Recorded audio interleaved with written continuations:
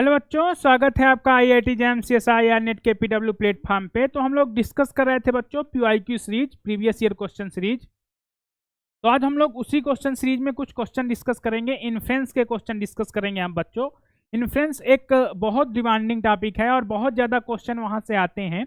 Inference से approx 20 marks का question आता है इन्फ्रेंस में, टेस्टिंग ऑफ हाइपोथेसिस और एस्टिमेशन को लेकर बच्चों।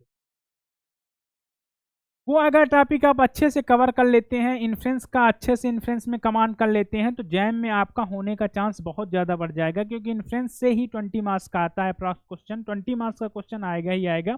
स्टार्ट करते हैं। आज का जो टॉपिक है हमारा क्वेश्चन प्रैक्टिस सेशन PYQ है। PYQ सीरीज हम देख रहे थे एंड इस पे PYQ सीरीज हमारा टॉपिक है। तो स्टार्ट करते हैं बच्चों क्वेश्चन से। तो जैसे ये क्वेश्चन आया था बच्चों, स्टार्ट करते हैं अनबायस एस्टिमेटर से। ये क्वेश्चन आया था, ये 2023 का क्वेश्चन है, 2023 का क्वेश्चन है। क्वेश्चन में बोला let x1 x2 x10 be random sample from normal 0 comma sigma square distribution where sigma greater 0 is an unknown parameter for some real number c let y equal to c upon 10 summation i equal to 1 to 10 xi be an unbiased estimator of sigma, then what is the value of c की value हमें find करनी है। तो जैसे इस question को अगर हम अटेम्प्ट करेंगे तो पहले जो बोला है वो लिखो। कह रहा है एक्सपेक्ट y जो है ये अनबायस्ड एस्टिमेटर है किसका, सिग्मा का। तब हमारे पास c की वैल्यू क्या होगी। तो अनबायस्ड एस्टिमेटर की डिफिनीशन क्या होती है, अगर मैं बात करूं, if t is unbiased estimator for, if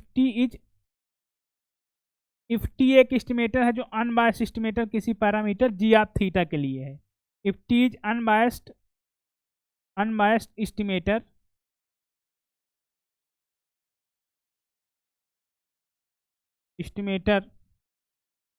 of G of theta.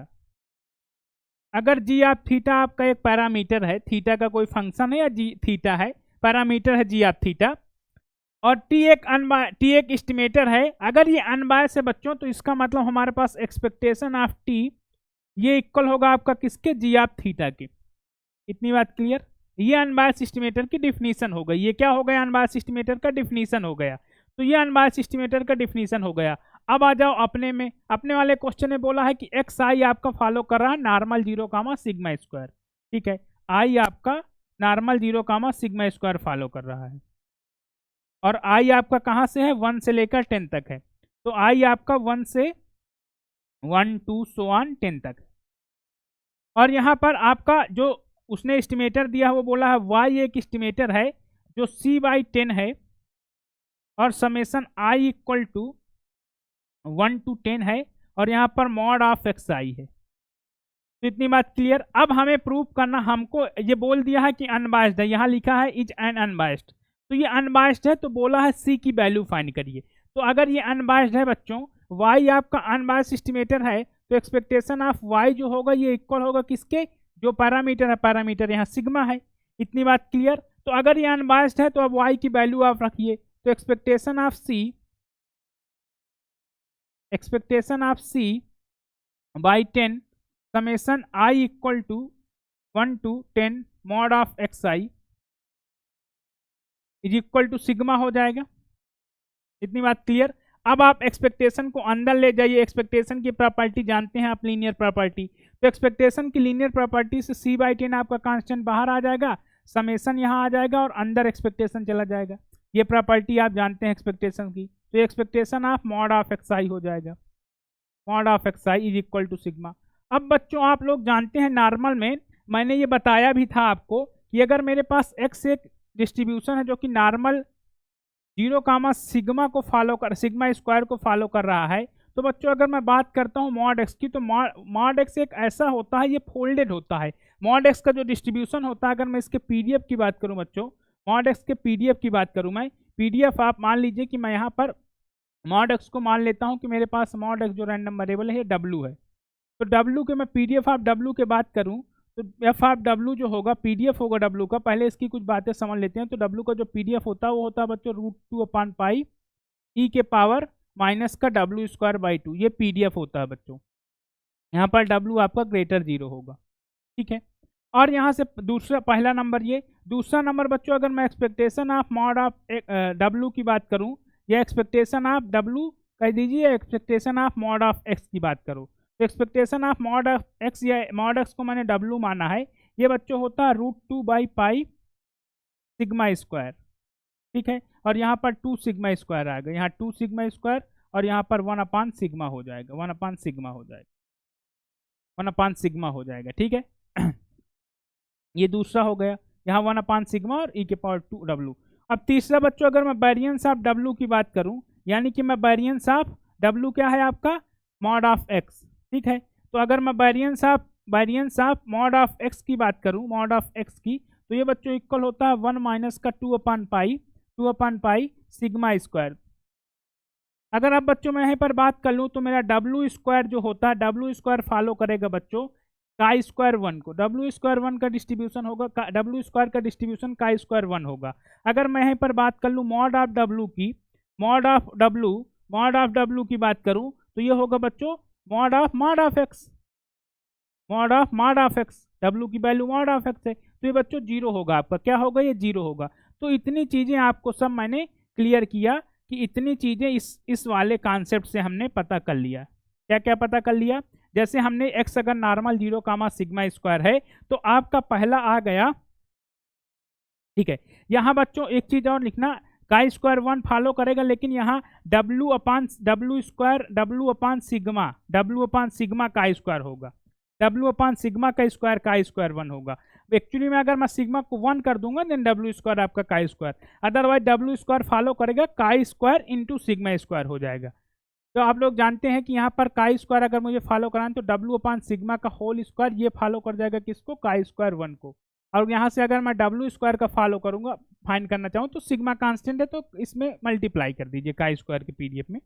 तो अगर बच्चों मैं बात करूं तो इतनी चीजें मैंने कहां से पता किया, मेरे पास अगर x नॉर्मल है, इफ x हमारे पास एक ऐसा रैंडम वेरिएबल है जो नॉर्मल 0, सिग्मा उसका, तो ऐसा कोई भी क्वेश्चन यहां से आपसे पूछा जा सकता है एग्जाम में, वेरिएंस पूछा जा सकता है, डिस्ट्रीब्यूशन पूछा जा सकता है, मॉड पूछा जा सकता है, पीडीएफ पूछा जा सकता है। तो जहां तक अभी तक एग्जाम में बने हैं या बन सकते हैं क्वेश्चन इस प्रॉपर्टी से, मैंने वो सारी लिख दिया है। तो अब यहाँ पर हम इस प्रॉपर्टी को यूज कर लेंगे, तो मॉड ऑफ एक्स आई आपका क्या हो जाएगा, मॉड ऑफ एक्स आई की वैल्यू ये समेशन लिख रहने दीजिए i इक्वल टू 1 to 10, और expectation of mod of X I की वैल्यू हो जाएगी आपकी √2 और यहाँ पर मैंने क्या लिखा √2 इंटू सिग्मा, सॉरी ये आपका सिग्मा होगा, सिग्मा स्क्वायर नहीं होगा, ये सिग्मा होगा, ये आपका सिग्मा होगा, तो यहाँ सिग्मा आ जाएगा इज इक्वल टू सिग्मा।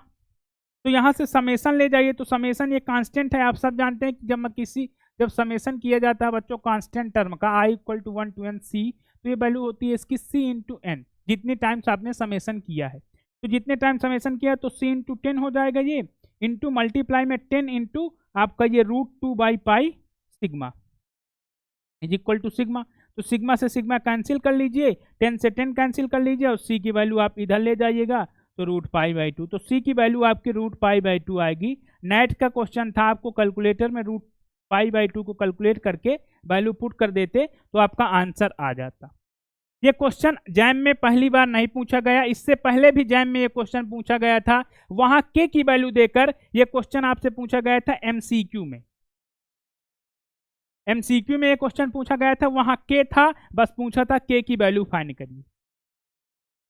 ऐसे ही मॉड, तो ये कॉन्सेप्ट बच्चों रिपीट होता है, ये कॉन्सेप्ट रिपीट होता है हमेशा, ये कॉन्सेप्ट का क्वेश्चन आएगा आपसे। ये कॉन्सेप्ट जो मैंने लिखा है, कॉन्सेप्ट मैंने जो एक मिनट मैंने जो कॉन्सेप्ट लिखा है आपका ये कॉन्सेप्ट लिखा ना, मैंने ये कॉन्सेप्ट लिखा है, तो ये कॉन्सेप्ट हमेशा रिपीट होगा। तो आपको हमेशा माइंड में क्या रखना है, ये जो मैंने चीज़ें लिखा है यहाँ पर, इसको एक्चुअली में फोल्डेड नॉर्मल बोलते हैं। तो ये जो चीज़ें मैंने लिखी है ये सारी आपको अपनी नोटबुक में नोटबुक में अपने राइट डाउन कर लेना है। ये चीजें कहीं से भी क्वेश्चन इसमें से बन सकता है, इससे ज्यादा आपका मॉड एक्स से कोई प्रॉपर्टी का क्वेश्चन नहीं बनेगा। बहुत ज्यादा वो क्या करेगा, कई रैंडम वेरिएबल लेके काई स्क्वायर फॉलो करवा सकता है, तो आप वो प्रॉपर्टी काई स्क्वायर की जानते हैं एडिटिव प्रॉपर्टी से। इसके अलावा मॉड से फंक्शन से क्वेश्चन नहीं बनेगा, क्योंकि अगर बनेगा तो आपके लेवल से ऊपर जाएगा वो क्वेश्चन। तो जैम में आपका बीएससी का लेवल ही पूछा जाता है, मास्टर लेवल नहीं टच करेगा वो। तो ये रही बात बच्चों पहले क्वेश्चन की, पहला क्वेश्चन आपका हो गया। अब बच्चों अगर मैं बात कर लेता हूँ दूसरे क्वेश्चन की, तो ये क्वेश्चन भी 2023 का है। 2023 का पेपर थोड़ा सा टफ आया था बच्चों, 2023 का पेपर जो है 2023 का जैम का पेपर टफ आया था। एक्चुअली में उसने नई नए कॉन्सेप्ट पूछ लिया था, उसने ऐसे कॉन्सेप्ट नहीं पूछा था जो बच्चे रेगुलर करते हैं। लेकिन ऐसे क्वेश्चन भी, ये क्वेश्चन भी ज़्यादा टफ नहीं, अगर आप थोड़ा माइंड से करेंगे तो ये क्वेश्चन बहुत ईजी क्वेश्चन है। अब बात करते हैं, कह रहा है x1 equal to 2, x2 equal to 5 and x3 equal to 4। हमारे पास 3 साइज का रैंडम सैंपल है जिनकी वैल्यूज हमारे पास गिवन है, x1 और x2 और x3 ये वैल्यू गिवन है। फिर बोला है be the observed value of a random sample from a population having a probability mass function. एक प्रोबेबिलिटी मास फंक्शन है हमारे पास जिसका पीएमएफ हमारे पास गिवन है fx comma theta equal to theta 1 minus theta के पावर x। अब बच्चों अगर मैं बात कर लूँ तो यहाँ से आप तुरंत देखते ही इतना ऑब्जर्वेशन आपका हो जाएगा कि x मेरा ज्योमेट्रिक थीटा फॉलो कर रहा है, x का जो डिस्ट्रीब्यूशन है वो ज्योमेट्रिक थीटा फॉलो कर रहा है। फिर कह रहा है theta belong to 0, 1 if an unknown parameter if tau cap is if tau cap बोल रहा है UMB uniformly minimum variance unbiased estimate of theta square का यूएमबी यूबी क्या है, टाउ कैप है। टाउ कैप आपका जो है टाउ कैप ये बच्चों यूएमबी यूबी है थीटा स्क्वायर का। तो उसने बोला है कि आपको फाइंड करना है 156 टाउ की वैल्यू, टाउ कैप की वैल्यू 156 टाउ कैप की। तो आइए इस क्वेश्चन को सॉल्व करते हैं। तो बच्चों देखो, आप अगर देखो अब यहाँ पर कॉन्सेप्ट आता है यूएमबी यूबी फाइंड करना। तो बच्चों यूएमबी यूबी फाइंड करना तो एग्जाम में आपके लिए एक टफ टास्क पड़ जाएगा, क्योंकि आप पहले बात तो इस क्वेश्चन में टाइम पर क्वेश्चन को अगर आप कैलकुलेट करेंगे तो 3 मिनट मिलेगा। 3 मिनट में आपके लिए सोचना थोड़ा सा टफ हो सकता है, क्योंकि आप अगर प्रैक्टिस करके नहीं गए हैं तो इसके लिए हम डायरेक्ट फार्मूले बता देते हैं कि यूएमबी यूबी थीटा के पावर आर का क्या होगा। तो मैं लिखता हूं कुछ चीजें, वो समझिएगा। अगर मेरा एक्स आई बच्चों फॉलो कर रहा है ज्योमेट्रिक थीटा को, मान के चलिए ज्योमेट्रिक थीटा या ज्योमेट्रिक पी, यहाँ हम थीटा ही लेंगे, यहाँ पी नहीं लेंगे, ठीक है। तो यहाँ पर और x की यहाँ पर रेंज समझिएगा बच्चों। x अगर आपका स्टार्ट हो रहा है यहाँ पर, x ज्योमेट्रिक में हमारे पास 2 पीडीएफ होते हैं एक्चुअली में ना, तो x यहाँ पीएमएफ होते हैं। तो ये x हमारा 0, 1, 2 so on ऐसे स्टार्ट हो रहा है, मान के चलिए 0 से स्टार्ट हो रहा है। इसको हम लोग क्या बोलते हैं, number of failure before first success, ये number of failure preceding first success, ये वो वाला पीडीएफ हो गया, वो पीएमएफ हो गया। तो अगर मैं यहाँ पर बात करूँ तो सबसे पहले बच्चों यहाँ पर t equal to summation X I, T equal to summation X I, T हमारा समेसन एक्स आई जो है ये आपका क्या होगा, I equal to 1 to n, ये कंप्लीट सफिशियंट होगा, ये आपका क्या होगा, कंप्लीट सफिशियंट होगा। T equal to summation X I आपका क्या होगा, कंप्लीट सफिशियंट होगा। इसके बाद कंप्लीट सफिशियंट स्टैटिस्टिक, सीएसएस समझ रहे हैं ना आप, complete sufficient statistic, full form लिख लीजिएगा, complete sufficient statistic, complete sufficient statistic, sufficient statistic.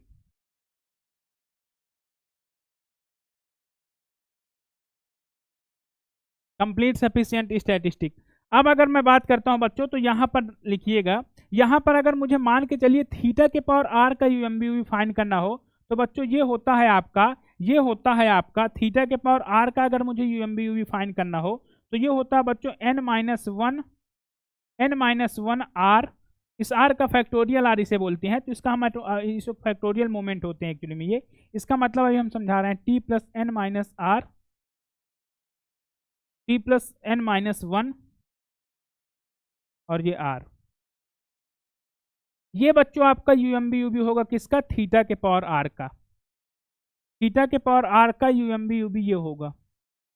अब अगर मैं बात करूं तो इसको आर का मतलब आप समझ लीजिए, आर का मतलब बच्चों इसको हम ऐसे खोलते हैं, ऐसे ओपन करते हैं इसको, जैसे n-1 आर लिखा है तो ये ऐसे ओपन होगा। ये पहला टर्म n-1 आएगा, दूसरा टर्म आपको बच्चों n-2 आएगा, और लास्ट का टर्म जो बच्चों आएगा ये n-1 माइनस r माइनस 1, तो इसको n-r हो जाएगा। जब आप -1 और +1 कैंसिल करेंगे तो n-r हो जाएगा। अब अगर मैं आपको बताऊं तो t प्लस n माइनस 1 और यहाँ r लगा है r, तो इसको अगर मैं ओपन करूंगा तो ये पहला टर्म मेरा t प्लस n माइनस 1 होगा, और ऐसे दूसरा term t plus n minus 2 होगा, और लास्ट वाला टर्म मेरा क्या हो जाएगा, t plus n minus r हो जाएगा, क्योंकि n-1 माइनस r माइनस 1 करेंगे, ये चीज अप्लाई करेंगे तो आपका n-r आ जाएगा। ठीक है, तो इतनी बात क्लियर हुई। तो यहाँ से बच्चों अगर मैं r की वैल्यू दूं, जैसे r को मैं 1 पुट कर दूं तो यहाँ से देखिए मेरा ये आएगा n-1 अपान t प्लस n-1, तो ये किसके लिए यूएमबी हो जाएगा, आप बोलेंगे थीटा के लिए यूएमबी हो जाएगा, तो ये थीटा के लिए यूएमबी हो गया।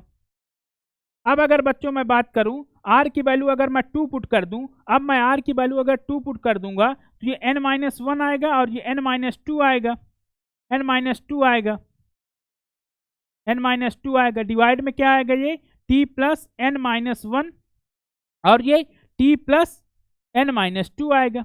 2 तक ही गई ना ये सीरीज, तो ये किसके लिए यूएमबी हो जाएगा, तो ये बच्चों थीटा स्क्वायर के लिए यूएमबी हो जाएगा। तो ये आपको याद रखना, ये एक जर्नल है, ये जर्नल केस का रिजल्ट है। ये आपका कैसा रिजल्ट है, ये आपका जर्नल केस का रिजल्ट है।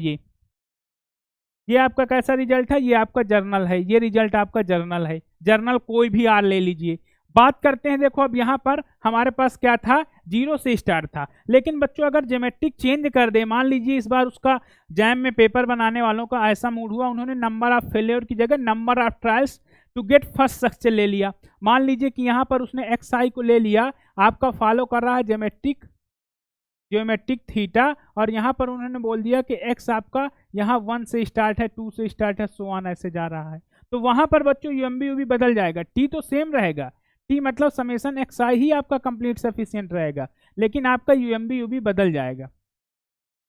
यही कंप्लीट सफिशिएंट तो सेम रहेगा, लेकिन थीटा के लिए यूएमबी बदल जाएगा। आएगा क्या बच्चों, ये n-1 आएगा और यहाँ पर r आएगा, डिवाइड में ये हो जाएगा t-1 और यहाँ r, t-1 r, ये होगा बच्चों यूएमबी थीटा के पावर r का। ये होगा किस क्या, यूएमबी थीटा के पावर r का। तो इतनी बात क्लियर हुई होगी आप सबको। अब इसके बाद अगर हम बात करते हैं तो r की वैल्यू अगर मैं 1 कर दूं तो n-1 अपान t-1, ये बच्चों किसका यूएमबी होगा, थीटा का।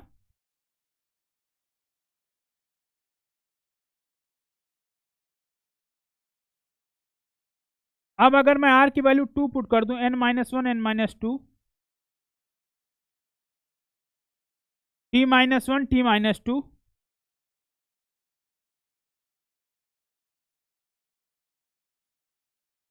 ये थीटा स्क्वायर का यूएमबी हो जाएगा। ठीक है, इतनी बात क्लियर, ये थीटा स्क्वायर का हो जाएगा। तो ये भी आप रिजल्ट के तौर पे लिख लेंगे।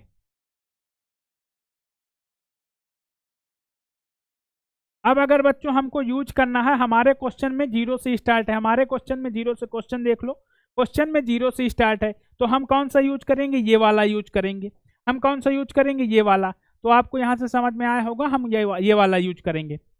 अगर आप इसको प्रूफ करना चाहते हैं बच्चों, तो इसका प्रूफ आप किसी वेल नोन बुक में, स्टैंडर्ड बुक में, जैसे स्टैंडर्ड बुक का अगर मैं नाम लेता हूं बच्चों, तो बीके रोहतगी में हो सकता है इसका प्रूफ गिवन हो। अगर बीके रोहतगी में नहीं गिवन है तो इन्फ्रेंस की एक बुक आती है बच्चों, दीक्षित की बुक करके आती है।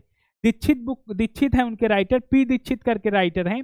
या फिर बच्चों एक बुक आती है राजा गोपालन करके आती है, साउथ के राइटर हैं वो, उस बुक में जरूर मिल जाएगा। आपको कौन सी बुक रिफर करना है, या तो आप पी दीक्षित करके जाइएगा, पी दीक्षित की बुक है इन्फ्रेंस की, मैं नाम लिख देता हूँ यहाँ, पी दीक्षित करके है, उसका पीडीएफ आपको मिल जाएगा। पी दीक्षित की बुक में इसका प्रूफ मिल जाएगा। या फिर बच्चों दीक्षित है, एग्जैक्ट नाम मुझे पी नहीं पता या डी या पी है, लेकिन दीक्षित उनकी बुक का नाम है, ठीक है, दीक्षित राइटर है उनके। या बच्चों राजा गोपालन की एक इन्फ्रेंस आती है, उसमें मिल जाएगा। ठीक है, तो ये आप लिख लेंगे। वैसे ये रिजल्ट आपको मैंने जो बताया है, ये रिजल्ट ट्रू है, ये रिजल्ट यही है। तो यहाँ पर बच्चों अब देखो, यहाँ हमारे पास पहले x1 की वैल्यू गिवन है और x2 की वैल्यू गिवन है और x3 की, मतलब n = 3 है ना। तो यहाँ पर देख लो पहले वैल्यू हमारे पास क्या गिवन है, हमारे पास वैल्यू गिवन है 254। तो यहाँ 2 लिख देते हैं, यहाँ 5 लिख देते हैं, यहाँ 4 लिख देते हैं, यहाँ 4 लिख देते हैं। अब बच्चों यहाँ t मैंने क्या बताया था, समेसन एक्स आई, आई है कहाँ से कहाँ तक बारी है, 3 तक, तो एक्स आई। अब सबको ऐड कर दो, तो 2 + 5 + 4, तो t की वैल्यू आपकी क्या आ गई, 11 आ गई t की वैल्यू। अब अगर बच्चों मैं आपसे पूछूं तो n यहाँ 3 है, n 3 है। थीटा स्क्वायर का फार्मूला हमने क्या बताया था, n-1 n-2 n-1 n-2 अपान t + n-1 और t + n-2। ये किसके लिए यूएमबी होगा बच्चों, ये यूएमबी मैंने अभी बताया आपको जस्ट पीछे। ये किसके लिए होगा, ये बच्चों होगा थीटा के पावर r का, तो थीटा स्क्वायर का ही हमें चाहिए। बस t और n की वैल्यू आप पुट कर दीजिए यहाँ, देखिएगा आंसर सेकेंडों में मिलेगा आपको। आपको ये टफ लग रहा होगा लेकिन अब इजी लगेगा। 3 - 1 कर दीजिए यहाँ, 3 - 2 कर दीजिए यहाँ, डिवाइड यहाँ कर दीजिए। डिवाइड में क्या हो जाएगा आपका, डिवाइड में क्या हो जाएगा आपका, डिवाइड में आपका हो जाएगा t की वैल्यू 11 है, 11 प्लस का n की वैल्यू 3 है, 11 + 3 - 1 और यहाँ पर 11 + 3 - 2। तो आएगा ऊपर क्या आपका, ऊपर आपका 2 आ जाएगा ये, और नीचे आपका क्या आ जाएगा 11 - 1 2, 2 और ये 13, ये 13 आएगा, और ये 3 - 2 आपका 1, ये 12 आएगा। तो 13 × 12, तो बच्चों ये हो जाएगा क्या 2 / 156 जब आप मल्टीप्लाई कर लेंगे। हमसे पूछा क्या है, टाउ कैप क्या दिया है, टाउ कैप आपका यही तो आ गया, एक तरह से ये टाउ कैप ही तो है, ये टाउ कैप ही है ना, ये यूएमबी भी टाउ कैप ही है। तो यहाँ से आपका 156 tau cap, 156 tau cap is equal to 2 आ जाएगा। और अगर आप वैसे सॉल्व करेंगे बच्चों तो यहाँ पर पहले आप अनबायस सोचेंगे, अनबायस एस्टिमेटर, फिर आप लगाएंगे लेहमैन-सफेस थ्योरम, लेहमैन-सफेस थ्योरम से ड्राइव करेंगे तो रिजल्ट यही आएगा। वैसे भी अगर मैं देता हूँ तो आपको अनबायस एस्टिमेटर में बता देता हूँ। अगर आप अनबायस बनाना चाहते हैं तो यहाँ x1 को 0 ले लीजिएगा, x2 को 0 ले लीजिएगा, ये दो होगा x1 x2 0, आपका 0 अदरवाइज कर दीजिएगा। फिर इसके बाद यहाँ से आप मान लीजिए ये t नहीं, ये u मानिए, क्योंकि ये अनबायस है ना, तो u। अब यहाँ से आप expectation of u given t find करिएगा, u गिवन t, u की वैल्यू रखिएगा, तो ये वैल्यू आपकी आएगी probability of x1 = 0, x2 = 0। Given में बच्चों आपका आएगा ये, गिवन में आपका आएगा समेशन xi i = 1 to 3, ये आपका आएगा, लिख देते हैं हम यहाँ, ये आएगा आपका probability of x1 = 0, x2 = 0। Given में आएगा ये समेशन i = 1 to 3, xi = 11। अब आप ये प्रोबेबिलिटी फाइंड कर लीजिएगा, आपका आंसर यही आएगा 2/56। इसकी जो प्रोबेबिलिटी आएगी बच्चों वो आएगी 2/56, क्या आएगी 2/156, यही आएगी प्रोबेबिलिटी आप फाइंड जब करेंगे। ऐसे ये अप्रोच से भी आप सॉल्व कर सकते हैं। एक्चुअली में ये डेरिवेशन अप्रोच है। ये कौन सा अप्रोच है, जैसे हम ड्राइव करते हैं यूएमबी, ये अप्रोच है, और ये हमने डायरेक्ट आपको फार्मूला बता दिया। तो एग्जाम में बच्चों आपको काम ये आएगा, क्यों, क्योंकि इससे पहले बात तो आपको आंसर एक्यूरेट मिलेगा, वहां आंसर एक्यूरेट नहीं आएगा, आपका कंफ्यूज हो जाएंगे आप, और आपके पास एग्जाम का प्रेशर रहेगा। एग्जाम 3 घंटे का, 3 आवर्स का गेम होता है एग्जाम। आप कितने टैलेंटेड है ये कोई नहीं मानेगा, अगर आप एग्जाम क्रैक करते हैं, अच्छा रैंक लाते हैं, तो आपका टैलेंट माना जाएगा, क्योंकि वो 3 आवर का टाइम है। 3 आवर में आप कितने माइंड को कूल करके क्वेश्चन पेपर को अटेम्प्ट करते हैं, ये बहुत इंपॉर्टेंट है। तो वहां पर चीजें जितना आपको मेमोराइज रहेंगी वही काम आने वाली है। ड्राइव करने बैठेंगे, ड्राइव में चीजें क्या है, इजी होता तो हो जाता, लेकिन जब वो ज्यादा सैंपल, मान लीजिए हम 5 साइज का रैंडम सैंपल दे दूंगा तो ये टफ हो जाएगा ना। मैं मान लो 16 साइज का रैंडम सैंपल दे दूंगा तो ये टफ हो जाएगा ना। 16 साइज के लिए आपको निकालना थोड़ा सा टफ हो जाएगा। तो ये चीजें आपको समझना है, एग्जाम में हमें कैसे क्वेश्चन को अप्रोच करना है, कैसे। जैसे अब यूएमबी की बात करें तो हम लोग एक टेबल में बनाते हैं जिसमें हम सारे स्टैंडर्ड डिस्ट्रीब्यूशन का यूएमबी लिखते हैं।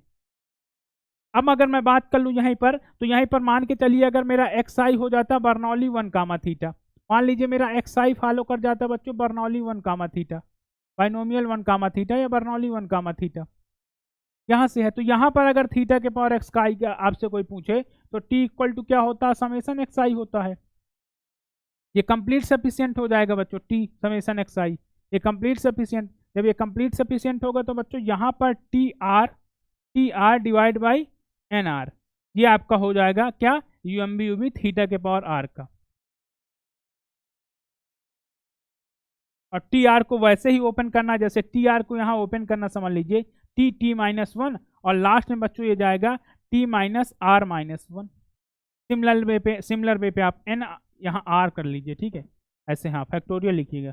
यहाँ nr को अगर आप करेंगे तो ये n-1 सो ऑन है ये, ठीक है, सो ऑन n-r-1 ऐसे ओपन हो जाएगा। तो इजी है, बस हो गया। अब यहाँ पर आप किसी का भी लिखना चाहें लिख दीजिए, किसी का भी लिखना चाहें, किसका लिखना चाहते हैं, t/n थीटा का हो जाएगा, t/n थीटा का हो जाएगा यूएमबी, t/n थीटा का हो जाएगा, t × t-1 by n × n-1, ये आपका हो जाएगा किसका, थीटा स्क्वायर का हो जाएगा। अगर मैं यहाँ अपना पैरामीटर पी यूज करता हूँ तो पी स्क्वायर कर दीजिए। तो यहाँ आप पैरामीटर चेंज कर सकते हैं, पी या थीटा या फिर पाई, कोई यूज करता है पाई को बोल देता है, 0 से 1 के बीच में है वो पाई को बोलता है ये मेरा 3.14 वाली वैल्यू नहीं लेगा, मतलब पाई जो होता है। तो ये आपके ऊपर डिपेंड है। तो ये भी एक रिजल्ट है। सिमिलर वे में पॉइसन का भी अगर मैं लिखना चाहूँ, अगर मैं पॉइसन का लिखना चाहूँ बच्चों, सिमिलर वे पे अगर मैं बता दूं आपको, पॉइसन के लिए अगर मैं रिजल्ट बताऊं, जैसे मैं पॉइसन लेमडा या पॉइसन थीटा की बात करूं बच्चों, पॉइसन लेमडा या पॉइसन थीटा, तो एक्स आई मान के चलिए फॉलो कर रहा है आपका Poisson lambda, Poisson lambda follow कर रहा है। तो आप जानते हैं कि T equal to summation X I, यहाँ पर क्या हो जाएगा, I equal to 1 to n, I equal to n to n, ये आपका कंप्लीट सफिशियंट होगा, कंप्लीट सफिशियंट। तो यहाँ पर अगर मैं लेमडा के पावर आर का फाइंड करना चाहूँ तो ये टी आर और यहाँ n के पावर आर, ये किसका हो जाएगा, लेमडा के पावर आर का यूएमबीयूबी, ये किसका यूएमबीयूबी हो जाएगा, लेमडा के पावर आर का। बस यहाँ पर आर आपका, अब एन के टी के पावर आर को कैसे ओपन करेंगे, वैसे ही ओपन करना जैसे पीछे किए थे, टी -1 तो ऐसे जाएगा आपका टी -r-1। तो यूएमबीयूबी बहुत इजी होता है बच्चों, ये बहुत टफ नहीं है, आपको याद करने हैं, बस आपको मेमोराइज करना है, क्योंकि ये बहुत इजी का कॉन्सेप्ट है। अगर मैं यहीं से आपसे बात कर लूँ तो T/n किसका हो जाएगा, लेमडा का हो जाएगा यूएमबीयूबी, T-1 n स्क्वायर, ये हो जाएगा आपका लेमडा स्क्वायर का। तो ऐसे ही फाइंड कर लीजिए, बस इजी है ये, इसका हो जाएगा लेमडा स्क्वायर का।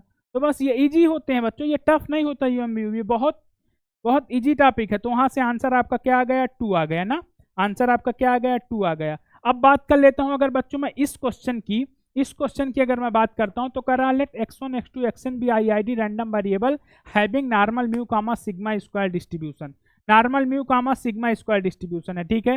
होयर आपका म्यू बिलोंग टू आर है एंड सिग्मा आपका ग्रेटर 0 है, होयर आपका म्यू बिलोंग आर है एंड सिग्मा ग्रेटर 0 है। W इक्वल टू 1/2n आपका 1/2n square, I equal to 1 to n, J equal to 1 to n, x I minus X जे का whole square. अब इस W को हमें चेक करना है कि ये एस्टिमेटर क्या है, सिग्मा स्क्वायर के लिए बायस है या बायस है, अनबायस है, कंसिस्टेंट है, inconsistent.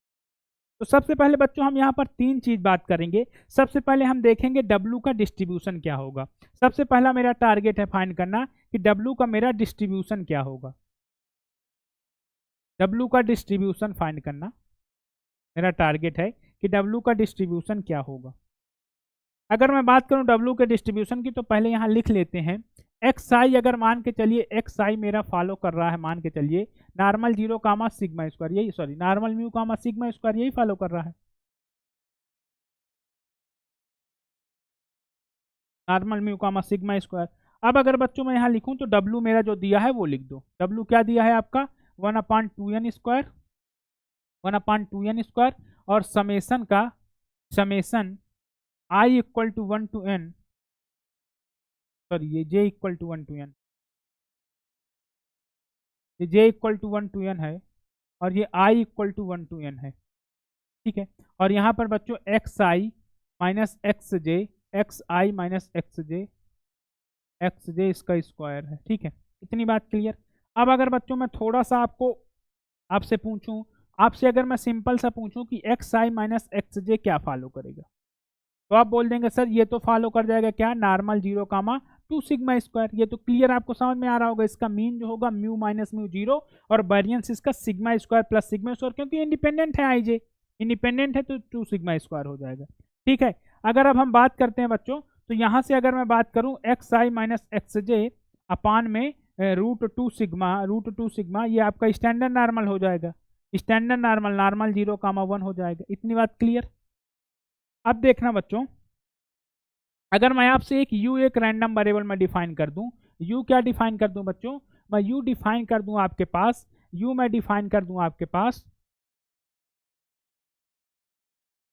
Summation i equal to 1 to n, j equal to 1 to n, और ये मैं बोल दूं X I minus X J by 2 sigma का होल स्क्वायर, ये बोल दूं मैं, ये आपसे u। तो अब इसका डिस्ट्रीब्यूशन पहले आप फाइंड करिए। तो आप बोलेंगे कि सर यहाँ ये काई स्क्वायर तो जाएगा, ये आपको दिख रहा होगा काई स्क्वायर तो जाएगा, क्योंकि ये नॉर्मल है ना, अंदर ये नॉर्मल डिस्ट्रीब्यूशन आ गया ना, नॉर्मल 0 1। अगर ये आप बात करें एक्स आई minus X J square, X आई माइनस एक्स जे स्क्वायर, ये आपका अपान 2 सिग्मा स्क्वायर। तो ये आपका क्या हो गया, ये आपका का स्क्वायर 1 है। यहाँ से अगर मैं बात करूँ तो यहाँ से अगर मैं आपसे बोल दूँ कि एक्स आई माइनस एक्स जे अपान रूट टू सिग्मा का होल स्क्वायर, ये बच्चों क्या फॉलो कर जाएगा, का स्क्वायर 1। इतनी बात क्लियर, ये का स्क्वायर 1 फॉलो कर जाएगा। इतनी बात तो आपको क्लियर दिख रहा होगा, का स्क्वायर 1 यहाँ पर। लेकिन यहाँ पर सबसे बड़ा टारगेट आपका है, सबसे बड़ा टारगेट आपका जो है वो है बच्चों डिग्री ऑफ फ्रीडम फाइंड करना।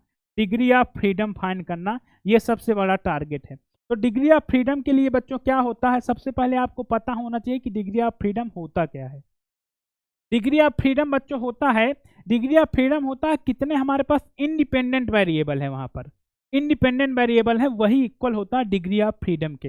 तो अगर मैं बात कर लूँ यहाँ पर, तो सबसे पहले बच्चों इसको देखिएगा, थोड़ा मैं इसको ओपन करूंगा, आपको विजुअलाइजेशन करवाता हूँ। एक्स आई माइनस एक्स जे का स्क्वायर को अगर मैं ओपन करूँ तो पहले आप 1 जे आई को फिक्स कर दीजिए, जे को वेरी कराइए।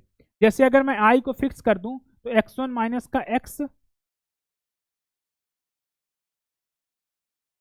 x1 माइनस x1 का स्क्वायर। अब एक काम करते हैं, आप जे को फिक्स करिए, आई को वेरी कराइए, तो यहाँ पर आपका आ जाएगा x2 माइनस का x1 का स्क्वायर।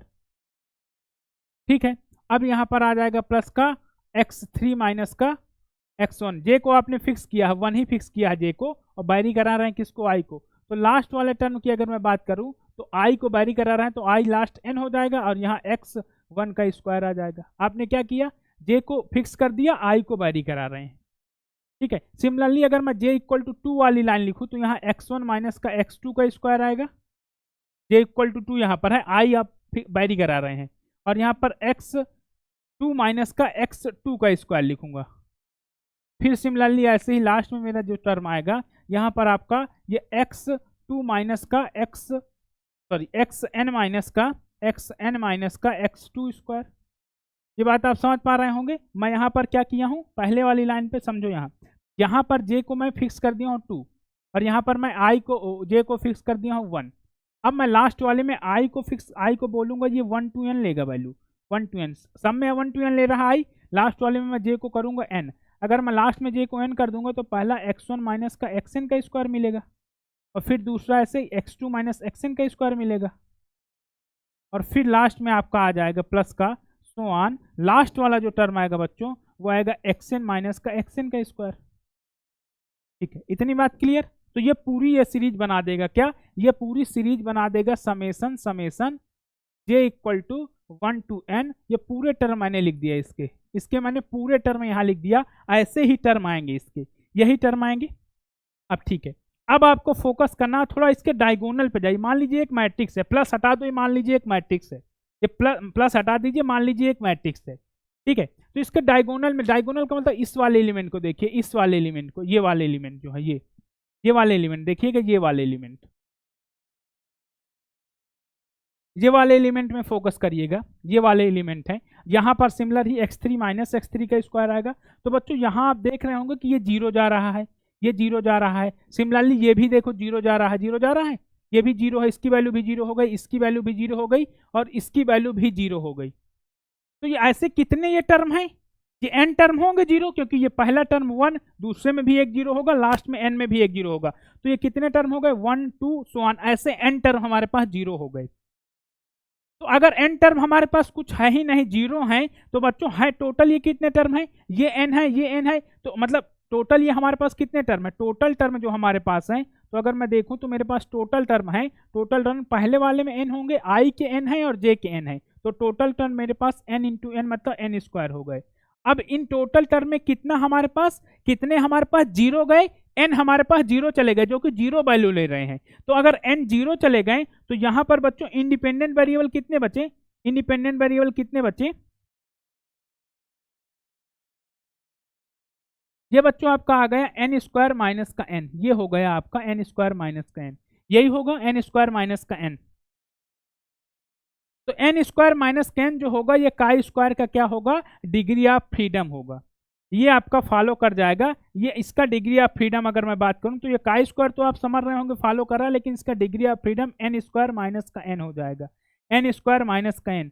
तो ये इसका डिग्री ऑफ फ्रीडम हो जाएगा। ठीक है, इतनी बात क्लियर। तो ये आपका क्या फॉलो कर गया, काई स्क्वायर एन माइनस के एन। अगर मैं अब यहाँ से देखूँ तो मेरा यू और डब्लू के बीच में कोई रिलेशन है, तो मैं डब्लू को क्या लिख सकता हूँ, डब्लू को मैं क्या लिख सकता हूँ, डब्लू को मैं लिख सकता हूँ, अगर मैं डब्लू को लिखना चाहूँ तो मेरा डब्लू जो हो गया ये बच्चों हो गया sigma square upon N square, sigma square N square U, यही हो गया sigma square upon N square U, ये मेरा हो गया डब्लू। अब आपको डब्लू का चेक करना है क्या, कंसिस्टेंसी और अनबायसनेस, तो चेक कर लो। तो यहाँ से आप अगर मैं बात करूँ तो डब्लू मेरा क्या आ गया, डब्लू आ गया sigma square U upon N square, और यू का डिस्ट्रीब्यूशन आपने फाइंड किया है, यू आपका chi square N square minus का एन है। तो पहले मुझे बताइए एक्सपेक्टेशन ऑफ यू क्या होगा, एक्सपेक्टेशन ऑफ यू आप बोलेंगे सर ये होगा काई स्क्वायर है तो एन माइनस एन। अगर मैं वेरिएंस ऑफ यू की बात करूं तो वेरिएंस ऑफ यू मेरा जो होगा ये होगा 2 इंटू एन स्क्वायर माइनस का एन। इतनी बात क्लियर हुई होगी आप सबको। तो अब मैं अगर एक्सपेक्टेशन ऑफ डब्लू की बात कर लूँ, एक्सपेक्टेशन ऑफ डब्लू की बात कर लूँ मैं डब्लू की, तो एक्सपेक्टेशन ऑफ डब्लू मेरा क्या हो जाएगा, sigma square upon N square, जो कांस्टेंट है वो बाहर आ जाएगा एक्सपेक्टेशन के, एक्सपेक्टेशन ऑफ यू, और sigma square upon N square की अगर मैं बात करूँ और एक्सपेक्टेशन ऑफ डब्लू की बात करूँ तो डब्लू की वैल्यू रख देते हैं एन स्क्वायर माइनस का एन। तो यहाँ से बच्चों देख रहे होंगे आप कि ये आपका सिग्मा स्क्वायर के इक्वल नहीं आ रहा, ये क्या आ रहा है, ये आ रहा है 1 माइनस का, यहाँ से एन स्क्वायर कॉमन ले लीजिए तो आपका आ जाएगा 1 अपान एन, ठीक है, 1 ब्रैकेट में 1 माइनस का 1 अपान एन। तो एक्सपेक्टेशन ऑफ डब्लू की वैल्यू ये आ रही है। अब सिमिलर अगर मैं वेरिएंस की बात कर लूँ, वेरिएंस ऑफ डब्लू, अगर मैं वेरिएंस ऑफ डब्लू की बात कर लूँ तो पहले तो ये कांस्टेंट हो जाएगा, जो कांस्टेंट है वो स्क्वायर में आएगा क्योंकि ये वेरिएंस फाइंड कर रहे हैं हम, तो sigma square upon N square है और ये यू है तो ये क्या आ जाएगा सिग्मा के पावर 4 अपान एन के पावर 4 और variance of you, variance of you की वैल्यू रख दो बच्चों, सिग्मा के पावर 4 अपान एन के पावर 4, वेरिएंस ऑफ यू की वैल्यू आप रखेंगे तो यह है आपका मल्टीप्लाई में 2 एन एन माइनस 1। अब बच्चों देखो कंसिस्टेंसी के लिए हम लोग क्या चेक करते हैं, कंसिस्टेंसी के लिए आप लोग जानते हैं, कंसिस्टेंसी अगर मुझे चेक करना है तो मैं चेक करता हूं कि limit N tends to infinite पे मेरे एस्टिमेटर, जो एस्टिमेटर है डब्ल्यू यहाँ पर है तो उसका एक्सपेक्टेशन कहाँ जा रहा है, ये कहाँ जा रहा है, एक्सपेक्टेशन कहाँ जा रहा है, ठीक है, और यहाँ पर वेरिएंस हम चेक करते हैं ये कहाँ जा रहा है। अगर ये बच्चों वेरिएंस 0 जा रहा है, वेरिएंस अगर 0 जा रहा है और एस्टिमेटर का एक्सपेक्टेशन जो है वो एस्टिमेटर के इक्वल हो जा रहा है, जिस एस्टिमेटर का हमें एस्टिमेट करना है, जैसे थीटा का करना है तो अगर एन टाइम्स टू इनफाइनाइट पे एक्सपेक्टेशन थीटा जा रहा है तो और वेरिएंस 0 जा रहा है तो वो कंसिस्टेंट हो जाएगा, क्या हो जाएगा, कंसिस्टेंट हो जाएगा। तो यहाँ आप देख रहे होंगे कि एक्सपेक्टेशन ऑफ डब्ल्यू जो है वो एन टाइम्स टू इनफाइनाइट पे सिग्मा स्क्वायर जाएगा। जब आप यहाँ पर N times to infinite apply कर देंगे, यहाँ अप्लाई करिए, देख लीजिए यहाँ अप्लाई करके limit N times to infinite जैसे आप अप्लाई करेंगे, limit N times to infinite apply करेंगे, सिग्मा स्क्वायर ब्रैकेट में 1 अपान 1 माइनस 1 अपान एन, तो ये आपका क्या आ जाएगा, सिग्मा स्क्वायर के इक्वल आ जाएगा। वेरिएंस ऊपर लिखा, वेरिएंस में तो देख रहे होंगे ऊपर की पावर नीचे की पावर से छोटी है, नीचे 4 है पावर में, ऊपर आपका 2 ही पावर में जा रहा है, तो जब मैक्सिमम पावर नीचे है तो आपका ये 0 चला जाएगा, 0 जाएगा वेरिएंस, तो वेरिएंस 0 चला गया ये, तो ये क्या हो गया, ये अनबायस्ड तो नहीं हुआ, W is not unbiased, W is biased, W is biased मतलब अनबायस्ड नहीं है तो ये बायस्ड हो गया। और कंसिस्टेंट इनकंसिस्टेंट है, एंड कंसिस्टेंट है आपका, कंसिस्टेंट तो है, इनकंसिस्टेंट तो है नहीं, तो कंसिस्टेंट एंड बायस्ड, तो आपका जो आंसर कंसिस्टेंट एंड बायस होगा वो आंसर आप क्लिक कर देंगे, टिक कर देंगे बायस्ड एंड कंसिस्टेंट। तो बायस एंड कंसिस्टेंट बच्चों पहला ही ऑप्शन है मेरे अकॉर्डिंग, तो ए पार्ट आपका आंसर हो जाएगा। कौन सा आंसर हो जाएगा यहाँ पर, A part, A part is your answer. इतनी बात क्लियर होगी, क्वेश्चन अच्छा था, इंपॉर्टेंट क्वेश्चन है, ऐसा क्वेश्चन जैम में बन सकते हैं, ऐसे क्वेश्चन जैम में बन सकते हैं, क्वेश्चन इंपॉर्टेंट था, ऐसे क्वेश्चन जैम में बन सकते हैं, ठीक है। 2020 का क्वेश्चन था बच्चों ये।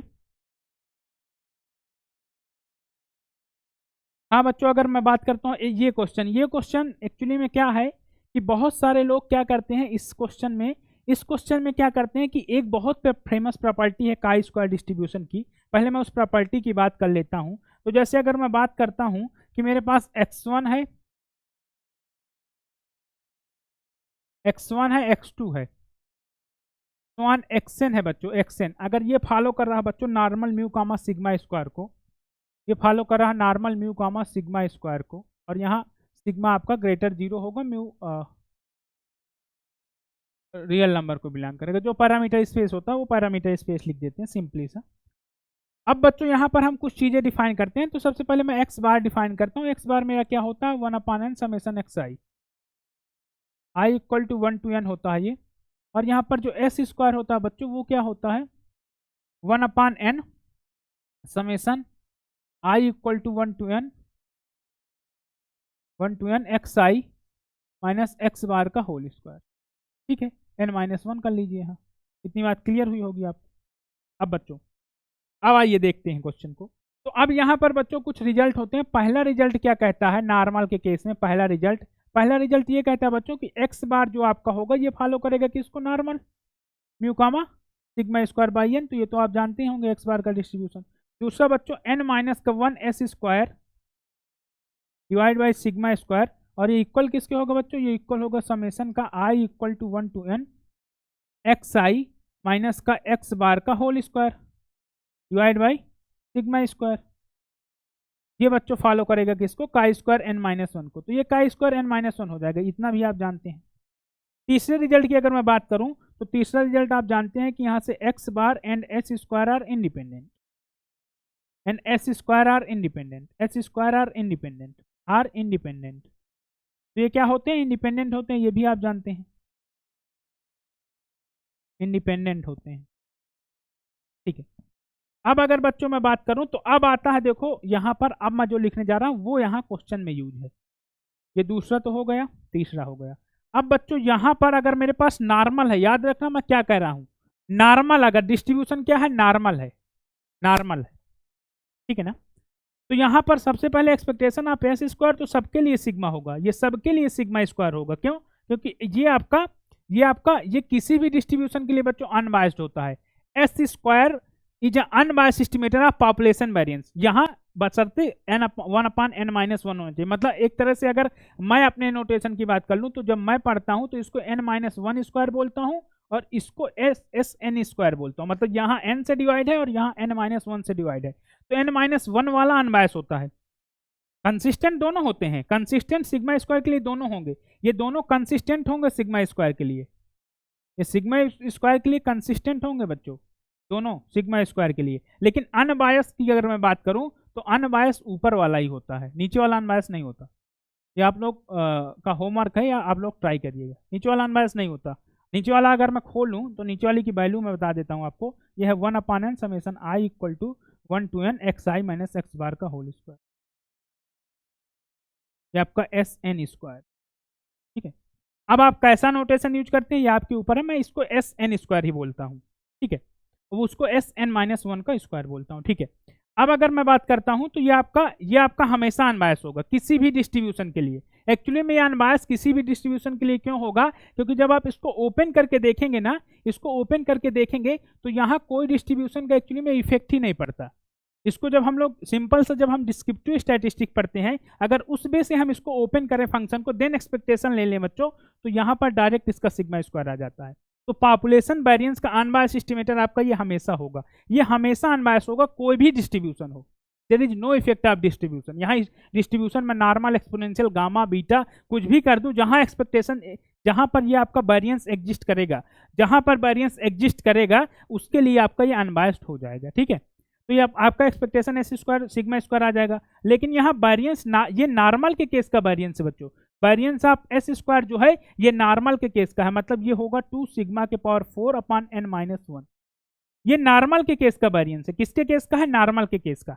तो अब क्या होता है, मिस्टेक क्या होती है बच्चों, यहाँ ये नॉर्मल के केस का वेरिएंस है ना, यहाँ हम लोग एजम्पशन क्या लेते हैं, नॉर्मल, यहाँ हम नॉर्मल की एजम्पशन लेते हैं, तो ये वेरिएंस हमारा नॉर्मल के केस का है।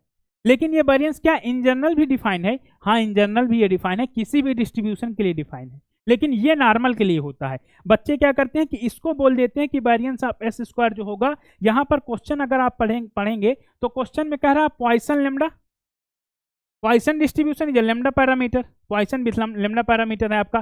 तो यहाँ पर अगर बच्चों में बात करूँ तो यहाँ पर मेरा एक्स आई जो है ये पॉइसन लैम्डा को फॉलो कर रहा है। ठीक है, तो यहाँ पर जो वेरिएंस ऑफ एस स्क्वायर आएगा, वेरिएंस ऑफ एस स्क्वायर की अगर मैं बात करूं तो ये मेरा 2 सिग्मा के पावर 4/n-1 नहीं आएगा, ये नहीं आएगा।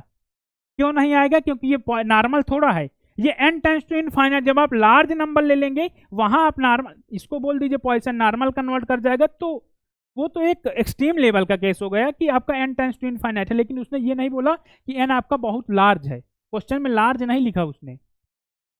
तो यहां पर बच्चों ये नहीं होता इसका वेरिएंस, इसका वेरिएंस ये नहीं होगा वेरिएंस एस स्क्वायर का, ये नॉर्मल के केस में होता है। जो मिस्टेक करते हैं बच्चे ज्यादा, वो मैं बता रहा हूं, ये नॉर्मल के केस का वेरिएंस होता है बच्चों, ये नॉर्मल के केस का वेरिएंस होता है। क्वेश्चन आपसे ऐसा पूछा जा सकता है, एन को आपका 10 कर देगा वो, एन को आपका 15 कर देगा वो, वेरिएंस आप एस स्क्वायर पूछ लेगा, वहां पर आप लोग ये लगाएंगे आंसर गलत आएगा, क्योंकि वो आंसर सेट किया होगा ओरिजिनल वाले वेरिएंस से। जब आंसर ओरिजिनल वाले वेरिएंस से सेट होगा, आप लोग ये लगा के आएंगे, आपका आंसर गलत आएगा। तो यहाँ इस बात को समझ लें। अब मैं यहाँ पर अगर बात करूं तो देखो, मैं इन जनरल वेरिएंस लिखता हूं, इन जनरल में वेरिएंस लिखता हूं। मान के चलिए कि मेरे पास x1 x2 xn random variable है, और ये रैंडम वेरिएबल में खासियत होनी चाहिए आपके पास, इसका एक्सपेक्टेशन एग्जिस्ट करना चाहिए। Expectation xi is equal to मान के चलिए म्यू है, या एक्सपेक्टेशन एग्जिस्ट करो, एक्सपेक्टेशन एग्जिस्ट। और बच्चों इसका एक्सपेक्टेशन xi मान को, हाँ ये म्यू ही मान लो, म्यू ठीक है, म्यू मान लो, ठीक है म्यू। और एक्सपेक्टेशन xi माइनस म्यू के पावर 4 भी एग्जिस्ट करना चाहिए, ये भी आपका इनफाइनाइट से लेस होना चाहिए। और यहाँ पर एक्सपेक्टेशन आपका मतलब वेरिएंस ऑफ xi सिग्मा हम मांग के चल रहे हैं, वेरिएंस ऑफ xi को सिग्मा बोल रहे हैं, वेरिएंस ऑफ xi को सिग्मा स्क्वायर बोल रहे हैं। तो ये भी आपका इनफाइनाइट से लेस होना चाहिए, मतलब एग्जिस्टेंस का केस होना चाहिए, नॉट एग्जिस्टेंस का केस नहीं होना चाहिए। तो बच्चों अगर मैं यहाँ पर बात करता हूँ, तो यहाँ पर जो वेरिएंस ऑफ एस स्क्वायर आता है, पहले समझ लो। यहाँ पर अगर मैं एस स्क्वायर डिफाइन करूँ तो ये एस स्क्वायर है क्या? ये है 1/n माइनस का 1, और यहाँ पर है क्या? ठीक है, यहाँ समेशन लगा दो, summation i equal to 1 to n, और ये xi माइनस का x बार का होल स्क्वायर। ठीक है, तो यहाँ अगर मैं पहला नंबर बात करूँ तो एक्सपेक्टेशन एस स्क्वायर तो हमेशा सिग्मा स्क्वायर होगा, तो ये नो डाउट तो ये हमेशा सिग्मा स्क्वायर होगा। लेकिन अगर बच्चों मैं यहाँ पर बात कर लूँ, यहाँ पर अगर मैं बात करूँ वेरिएंस ऑफ एस स्क्वायर की, तो ये इन जनरल वेरिएंस में लिख रहा हूँ, ये किसी भी डिस्ट्रीब्यूशन के लिए फॉलो होगा। आप नॉर्मल के लिए भी चेक करेंगे, आपका आंसर वही आएगा। जो मैं अब लिखने जा रहा हूँ वो देखो, ये नॉर्मल के लिए, ये इन जनरल में लिख रहा हूँ, तो ये होता है 1/n, और यहाँ होता है बच्चों म्यू 4 माइनस का, ये होता है बच्चों n माइनस का 3/n माइनस का 1, और यहाँ पर होता है बच्चों सिग्मा के पावर 4, सिग्मा के पावर 4। इतनी बात क्लियर। और ये होता क्या एक्चुअली में, ये कुर्टोसिस से आता है बच्चों, इसको हम बोलते हैं expectation of xi minus mu के पावर 4, ये होता है म्यू 4 की वैल्यू ये होती है। ठीक है, तो इतनी बात क्लियर। तो ये इन जनरल वेरिएंस, अब आप कोई भी डिस्ट्रीब्यूशन लगाओ, अगर ये वेरिएंस ले रहे हैं ना आप, ये वाला फार्मूला, तो आपका ट्रू होगा। आप कोई भी डिस्ट्रीब्यूशन ले, नॉर्मल लें, गामा लें, एक्सपोनेंशियल लें, पॉइसन लें, ज्योमेट्रिक लें, बाइनोमियल लें, तो आपका ये फार्मूला अप्लाई होगा। तो हम यहाँ पर ये फार्मूला अप्लाई करेंगे। क्वेश्चन में ये फार्मूला अप्लाई करने के लिए कहा गया था, ना कि नॉर्मल वाला अप्रोक्सीमेशन अगर हम ले रहे हैं। तो ये मिस्टेक होती है, यहाँ पर नॉर्मल का अप्रोक्सीमेशन नहीं लेना है, क्योंकि वो थ्योरम जब आप पढ़ेंगे तो वहाँ पर स्पष्ट लिखा है उस थ्योरम में, आप जिस भी बुक से पढ़ रहे हैं, किसी भी स्टैंडर्ड बुक से, यहाँ नॉर्मल की एजम्पशन ली गई, ना कि अदर किसी डिस्ट्रीब्यूशन के लिए है। ना कि उसने ये भी बोला है कि डिस्ट्रीब्यूशन का, मान लीजिए कभी कभी होता है ना कि जैसे हम लोग पढ़ते हैं लीनियर मॉडल पढ़ते हैं, लीनियर रिग्रेशन एनालिसिस पढ़ते हैं, जब हम लोग रिग्रेशन एनालिसिस, वहाँ पर एप्सिलॉन i में एक एजम्पशन ली जाती है, कभी कभी वो बोल देता है नॉर्मल है, या तो बोल देता है कि नॉर्मल के जैसा ही डिस्ट्रीब्यूशन है, जो नॉर्मल की प्रॉपर्टी लगता है, उसको एक्चुअली हम बोल देते हैं कि सिमेट्रिकल डिस्ट्रीब्यूशन है। लाप्लास भी वहां पर यूज हो जाता है, कभी कभी लाप्लास भी यूज कर लेते हैं हम एप्सिलॉन i को। ये आप खैर छोड़िए, आपके बात, ये मास्टर लेवल की बात है। लेकिन यहाँ पर बच्चों ये आपको याद रखना है, वेरिएंस ऑफ एस स्क्वायर का इन जनरल फार्मूला ये होता है, म्यू 4 की वैल्यू ये आप। अब आप इसके लिए क्या होगा, इसके लिए आप कुर्टोसिस फाइंड करना पड़ेगा। तो ये कुर्टोसिस आपको याद होनी चाहिए। अगर कुर्टोसिस नहीं याद है, क्योंकि कुर्टोसिस क्या होती है, अगर मैं बात करूं कुर्टोसिस की, तो कुर्टोसिस को हम लोग क्या बोलते हैं, β2। ये होता है क्या आपका expectation of y minus, y random variable लिया अपान सिग्मा के पावर 4, यही होती है कुर्टोसिस। आपका कुर्टोसिस यही होता है, कुर्टोसिस आपका यही होता है ना। ये आपका कुर्टोसिस हो गया। ठीक है, तो अब आते हैं अपने क्वेश्चन पे। तो क्वेश्चन समझ लेना। तो ये इतना तो थ्योरी हो गई। अब आते हैं क्वेश्चन पे। तो क्वेश्चन ये आपका गलत है, ठीक है, तो यहाँ आप ये नहीं लिखेंगे। ये पहले इरेज कर लो। तो देखो अगर मैं बात करता हूँ बच्चों, तो इसमें कह रहा है पॉइसन लेमडा से है, ठीक है, दो चीज डिफाइन किया, एक्स बार एस स्क्वायर। फिर बोला है variance of x bar is equal to variance of S square. फिर बोला है वेरिएंस ऑफ एक्स बार। तो अभी हम आते हैं, पहले हम नीचे के दोनों देख लेते हैं।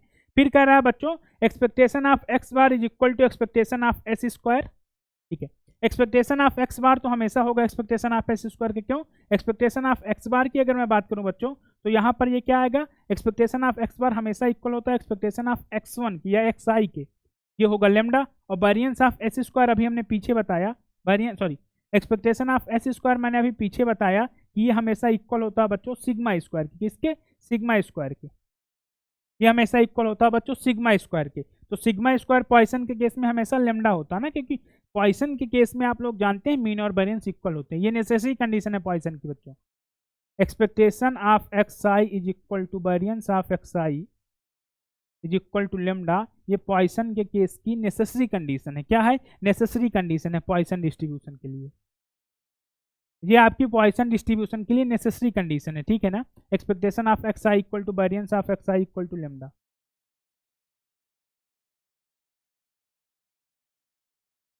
ठीक है, अब अगर हम बात कर लेते हैं तो दूसरी पार्ट की कर रहे हैं, कह रहा है variance of x bar attain the Cramer lower bound. तो पहले ये बताइए वेरिएंस ऑफ एक्स बार क्या होता है? वेरिएंस ऑफ एक्स बार क्या होता है? ये बच्चों होता है आपका लेमडा बाई एन आएगा, क्योंकि वेरिएंस ऑफ एक्स बार होता है variance of X I upon. तो अगर मैं क्रैमर लोअर बाउंड भी फाइंड करूं किसके लिए? लेमडा के लिए। अगर मैं C R L B lambda के लिए फाइंड करता हूं ना बच्चों, सी आर एल बी, तो सी आर एल बी का मैं फार्मूला लिख देता हूं, ये आप फाइंड करेंगे। अगर मैं C R L B find करने जाता हूं लेमडा के लिए, किसके लिए? लेमडा के लिए। तो फार्मूला क्या होता है? ये होता है एक्चुअली में, अगर मैं किसी एस्टिमेटेड टाउ ऑफ थीटा या टाउ ऑफ लेमडा की बात करूं, मैं इन जनरल बात करता हूं टाउ ऑफ थीटा की। अगर मुझे टाउ ऑफ थीटा का सीआरएलबी चाहिए, सीआरएलबी मतलब Cramer Rao lower bound for unbiased estimator of Cramer Rao lower bound for variance of unbiased estimator, यही होता है सीआरएलबी। तो सीआरएलबी अगर होता है तो ये होता है बच्चों, सीआरएलबी का जो फार्मूला होता है तो होता है बच्चों टाउ डैश थीटा का होल स्क्वायर डिवाइड बाई होता है बच्चों एक्चुअली में आई ऑफ थीटा, मतलब फिशन इन्फॉर्मेशन। और इस आई ऑफ थीटा की वैल्यू बच्चों अगर आई आई डी है ना, आई आई डी, ये होता माइनस का N expectation of D square by D theta square, और यहाँ पर log of F X comma theta, F X I comma theta का स्क्वायर, और यहाँ पर बच्चों टाउ डैश थीटा का होल स्क्वायर। तो अब आप जब पॉइसन के केस में इसको फाइंड करोगे ना बच्चों, नीचे वाला आई थीटा, तो पॉइसन के केस में जो आई थीटा आता है, पॉइसन लेमडा के केस में अगर मैं बात करूँ, तो पॉइसन लेमडा के केस में बच्चों जो आई थीटा की वैल्यू आती है ना, पॉइसन लेमडा के केस में जो आई थीटा होता है बच्चों, पॉइसन लेमडा के केस में ये बच्चों होता है आपका N by lambda, N by lambda Poisson lambda के केस। ये आपको प्रूफ करना है, ये वाला फार्मूला लगाइएगा, लॉग एफ एक्स लिखिएगा, 2 बार डिफ्रेंशिएट करिएगा, एक्सपेक्टेशन ले लीजिएगा, आपका यही आ जाएगा। ठीक है, तो यहाँ पर ये सीआरएलबी अटेन करेगा बच्चों, वेरिएंस यहाँ पर अटेन करता है, क्योंकि ये एन लेमडा होता है। तो यहाँ पर जब सीआरएलबी लिखेंगे तो यहाँ पैरामीटर क्या है? टाउ थीटा क्या है? एक तरह से यहाँ लेमडा है, यहाँ टाउ थीटा लेमडा है, तो आप लिखेंगे डी बाई डी लेमडा, आप लिखेंगे D by del lambda, lambda का स्क्वायर, और डिवाइड बाई एन लेमडा करेंगे, एन लेमडा, हाँ ठीक है, एन बाई लेमडा। तो ये बच्चों आपका आ जाएगा लेमडा बाई एन। तो लेमडा बाई एन देखेंगे कि वेरिएंस एक्स बार का है, तो इक्वल है दोनों, तो अटेन कर लिया। तो अटेन का मतलब यही होता है, ठीक है ना, मतलब अटेन का मतलब इक्वलिटी मिलेगी। जैसे यहाँ वेरिएंस ऑफ एक्स बार की अगर मैं बात करूँ तो ये इक्वल होता है क्रैमर और लोअर बाउंड के, लेकिन ये नेसेसरी नहीं है, ये नेसेसरी नहीं है। Every UMVUE may not attain CRLB, ठीक है ना। यूएमबी यूबी एस्टिमेटर, मान लीजिए एक्स बार आप बोल रहे हैं यहाँ यूएमबी यूबी है, तो यूएमबी यूबी जरूरी नहीं है कि सीआरएलबी अटेन करे। Cramer Rao lower bound UMB may need not to attain Cramer Rao lower bound, मतलब आपका uniformly minimum variance unbiased estimator जो होगा, ये जरूरी नहीं है कि सीआरएलबी अटेन करे। ऐसे एग्जांपल पॉसिबल है इन्फ्रेंस में, हाँ कुछ डिस्ट्रीब्यूशन के केस में अटेन कर लेता है, बात अलग है, लेकिन इन जनरल ये ट्रू नहीं है। ठीक है, अब हम बात कर लेते हैं ए और बी। तो अगर ए सही होगा तो बी गलत होगा, बी सही होगा, क्योंकि एक दूसरे के कॉम्प्लीमेंट है, अपोजिट है। ठीक है, अगर मैं बात कर लेता हूं अब ए की, तो वेरिएंस ऑफ एक्स बार तो आप जानते ही हैं, वेरिएंस ऑफ एक्स बार तो आप समझ ही गए, वेरिएंस ऑफ एक्स बार तो आप समझ ही गए। ये आपका क्या आएगा? ये आएगा आपका लेमडा बाई एन, अगर अब मैं बच्चों बात करता हूँ वेरिएंस ऑफ एस स्क्वायर की, यहाँ पर अगर मैं बात करता हूँ बच्चों वेरिएंस ऑफ एस स्क्वायर की, तो वेरिएंस ऑफ एस स्क्वायर की अगर मैं बात करूँ तो मेरा वेरिएंस ऑफ एस स्क्वायर जो होता है, तो जैसे मैं पीछे वाले फार्मूले से लिखूँ तो ये मेरा हो जाएगा 1/n, और यहाँ हो जाएगा expectation of X I minus का लेमडा का के पावर 4, ठीक है। और बच्चों यहाँ पर हो जाएगा n माइनस का 3/n माइनस का 1, और यहाँ पर हो जाएगा सिग्मा के पावर 4 मतलब लेमडा के पावर 2, लेमडा स्क्वायर होगा क्योंकि सिग्मा के पावर 4 सिग्मा स्क्वायर लेमडा है। तो सिग्मा के पावर 4 की अगर मैं वैल्यू फाइंड करूँ तो सिग्मा के पावर 4 मतलब सिग्मा स्क्वायर का स्क्वायर, सिग्मा स्क्वायर की वैल्यू लेमडा है तो लेमडा का स्क्वायर, ठीक है, ऐसे है, ठीक है। देखो अब समझो बात को। अब अगर मैं बात करूं बच्चों आपसे, तो ये आपके लिए टास्क बहुत डिफिकल्ट हो जाएगा कि इसको कैसे फाइंड करें। तो बच्चों expectation of X I minus lambda के पावर 4 की अगर मैं बात करूं तो ये बच्चों होता है इक्वल पॉइसन के केस में 3 + 1/λ। आपको पॉइसन का कुर्टोसिस पढ़ना पड़ेगा, इसके लिए आपको पॉइसन का कुर्टोसिस पढ़ना पड़ेगा। ये 3/λ कुर्टोसिस एक्चुअली में होती है, मतलब यहाँ पर लेमडा स्क्वायर से डिवाइड भी होता है, लेमडा स्क्वायर ये होता है इसके इक्वल 3 + 1/λ। मतलब यहाँ से अगर मैं expectation of X I minus lambda के पावर 4 की बात करूँ तो ये बच्चों होगा मेरा इक्वल लेमडा स्क्वायर और 3 + 1/λ, 3 + 1/λ।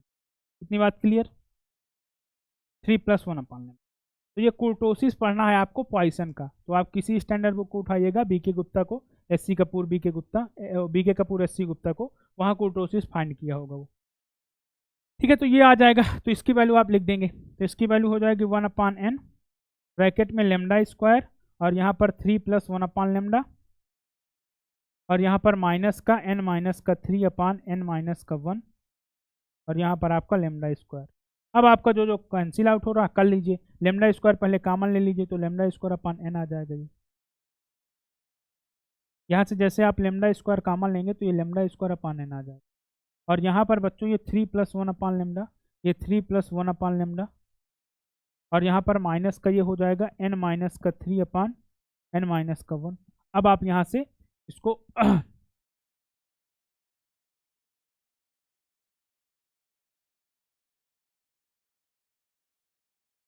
जैसे आपका अरेंज हो रहा है वैसे आप अरेंज कर लीजिए, जैसे आपका ये अरेंज हो रहा होगा वैसे आप अरेंज कर लीजिए।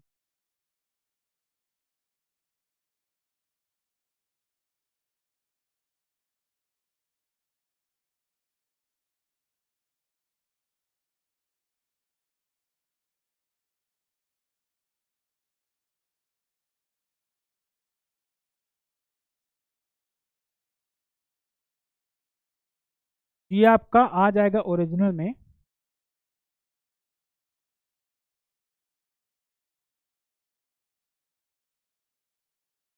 जैसे आप मल्टीप्लाई करेंगे तो यहाँ पर मल्टीप्लाई करें, ठीक है। जब आप मल्टीप्लाई करेंगे तो यहाँ पर आपकी वैल्यू क्या आएगी, ये आएगी बच्चों 3 lambda square by n, plus का ये हो जाएगा आपका लेमडा बाई n, माइनस का ये हो जाएगा बच्चों n माइनस का 3/n माइनस का 1, और यहाँ पर हो जाएगा ये लेमडा स्क्वायर बाई n।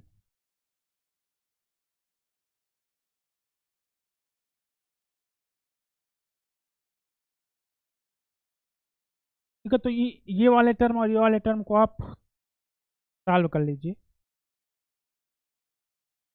जब आप इस दोनों टर्म को सॉल्व करेंगे तो यहाँ n आप कॉमन ले लेंगे, तो यहाँ पर आपका 3, तो यहाँ पर आप लेमडा बाई n लिख दीजिए, और यहाँ प्लस का जैसे आप करेंगे तो ये 3n माइनस का 3 हो जाएगा, और ये माइनस का n प्लस का 3 हो जाएगा, डिवाइड में आपका n आ जाएगा, मल्टीप्लाई में लेमडा स्क्वायर हो जाएगा। तो यहाँ 3 से 3 कैंसिल, तो ये बच्चों आ जाएगा आपका लेमडा बाई n प्लस का 2n बाई n, और यहाँ पर इंटू n माइनस 1, और ये आपका लेमडा स्क्वायर, यहाँ पर भी n माइनस 1 आ, ठीक है।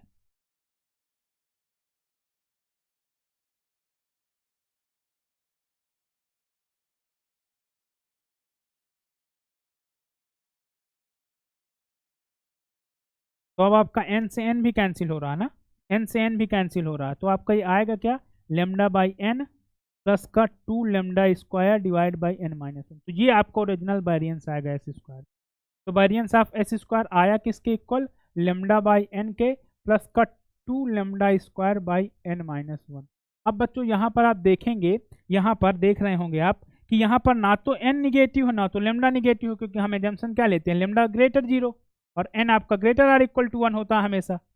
एन हमेशा ग्रेटर आर इक्वल टू 1 होता है लार्ज सैंपल के, मतलब सॉरी सैंपल के लिए। सैंपल अगर रैंडम सैंपल है तो N greater or equal to actually में 2 होगा वो, तभी वहाँ पर हम साइन रैंडम सैंपल कर देते हैं, ग्रेटर आर इक्वल टू 2 होगा, तभी ना 2 इंडिपेंडेंट हो पाएंगे। तो यहाँ पर आप देख रहे होंगे कि यहाँ पर आप देखेंगे तो यहाँ पर आप देखेंगे कि ये क्वांटिटी आपकी किसी हालत में निगेटिव नहीं हो सकती, मतलब ये ऐड कुछ ना कुछ ऐड हो रहा है, पॉजिटिव ऐड हो रहा है। जब पॉजिटिव ऐड होगा और ये देख रहे होंगे ये आपका वेरिएंस ऑफ एक्स बार है ना, लेमडा बाई एन क्या है, वेरिएंस ऑफ एक्स बार है, तो वेरिएंस ऑफ एक्स बार, तो यहाँ से आपका क्या आ गया, वेरिएंस ऑफ एस स्क्वायर जो हुआ ये आपका क्या हो गया, ये आपका ग्रेटर हो गया किससे, variance of x bar, variance of x bar, ठीक है, sorry variance of x bar greater हो गया, एक मिनट हम उल्टा लिख दिए थे। तो यहाँ पर आपका 4 हुआ, तो यहाँ पर आपका वेरिएंस ऑफ एक्स बार से ग्रेटर हो गया क्या, वेरिएंस ऑफ एस स्क्वायर। तो ऐसे क्वेश्चन को सॉल्व करना था। तो सही अप्रोच में अगर देखेंगे तो ये क्वेश्चन का सही अप्रोच जो सॉल्व करने का ये है। अगर आपको वैसे सॉल्व करना है तो वैसे हाँ n टेंड्स टू इनफाइनाइट में नॉर्मल वाला लगा देंगे तो हो जाएगा, लेकिन ये अप्रोच सही नहीं है। सही अप्रोच एक्चुअली में ये है, यहाँ ये पॉजिटिव क्वांटिटी होगी तो ये आपका ट्रू हो जाएगा।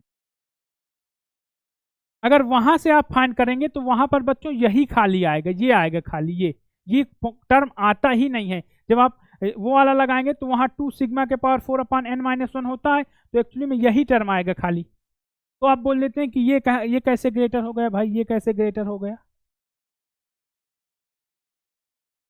एक्चुअली में ये प्लस ये आएगा, ठीक है। तो जरा इस क्वेश्चन को सही सॉल्व कर, तो इसका ए पार्ट सही हो जाएगा, ए पार्ट भी, इसका ए पार्ट भी सही हो गया, मतलब इसके आंसर क्या हो गए बच्चों, इसके आंसर हो गए ए सी डी, ए सी डी इसके आंसर हो गए, ए सी डी, ठीक है। तो ये क्वेश्चन बहुत अच्छा था, ऐसा क्वेश्चन फिर से बन सकता है, ऐसा क्वेश्चन फिर से बन सकता है, ठीक है ना।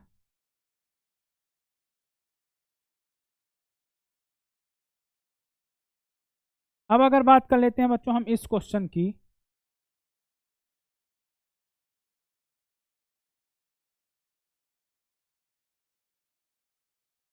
अगर हम बात कर लेते हैं इस क्वेश्चन की, तो देखो ऐसे क्वेश्चन भी बन सकते हैं आपके एग्जाम में। ये क्वेश्चन कंसिस्टेंसी के ऊपर है और ये क्वेश्चन एग्जाम में काफ़ी अच्छा क्वेश्चन है, काफ़ी ऐसा क्वेश्चन एग्जाम में बन सकते हैं। एग्जाम में नो डाउट कि ऐसे क्वेश्चन नहीं बनेंगे एग्जाम में। कंसिस्टेंसी में अगर क्वेश्चन आएंगे एमएसक्यू तो ऐसे ही क्वेश्चन कंसिस्टेंसी में आएंगे। कंसिस्टेंसी में एग्जाम में अगर क्वेश्चन आपका आ रहा है, कंसिस्टेंसी टॉपिक से क्वेश्चन अगर आ रहा है एग्जाम में कंसिस्टेंसी से, तो एग्जाम में ऐसे ही क्वेश्चन आएंगे कंसिस्टेंसी, ठीक है। एग्जाम में कंसिस्टेंसी से ऐसे ही क्वेश्चन आएंगे। तो क्या रहा है, कह रहा है let x1 x2 xn be a random sample, x1 x2 xn be a random sample from uniform 0 comma theta where theta greater 0 is the unknown parameter, let xn is equal to maximum of x1 x2 xn। xn आपका क्या है, maximum है x1 x2 xn से x order n actually में, एन कह रहा which are the following consistent estimator for theta cube का हमें बताना। देखो बच्चों xn अगर मैं बात करूं तो यहाँ xi जो है ना, xi ये आपका यूनिफॉर्म 0 कामा थीटा को फॉलो कर रहा है। तो यहाँ से अगर मैं कुछ ट्रांसफॉर्मेशन की बात करूं तो बच्चों xi अपान थीटा जो होगा, xi अपान थीटा जो होगा, xi अपान थीटा ये बच्चों फॉलो करेगा किसको, यूनिफॉर्म 0 कामा 1 को। अगर बच्चों मैं maximum of xi comma theta की बात करूं तो ये बच्चों हमेशा फॉलो करता है किसको, बीटा 1 कामा एन को, ठीक है। अगर मैं बात करता हूं सॉरी ये बीटा एन कामा 1 होगा ना, क्योंकि ये मैक्सिमम है ना, तो बीटा फर्स्ट काइंड एन कामा 1।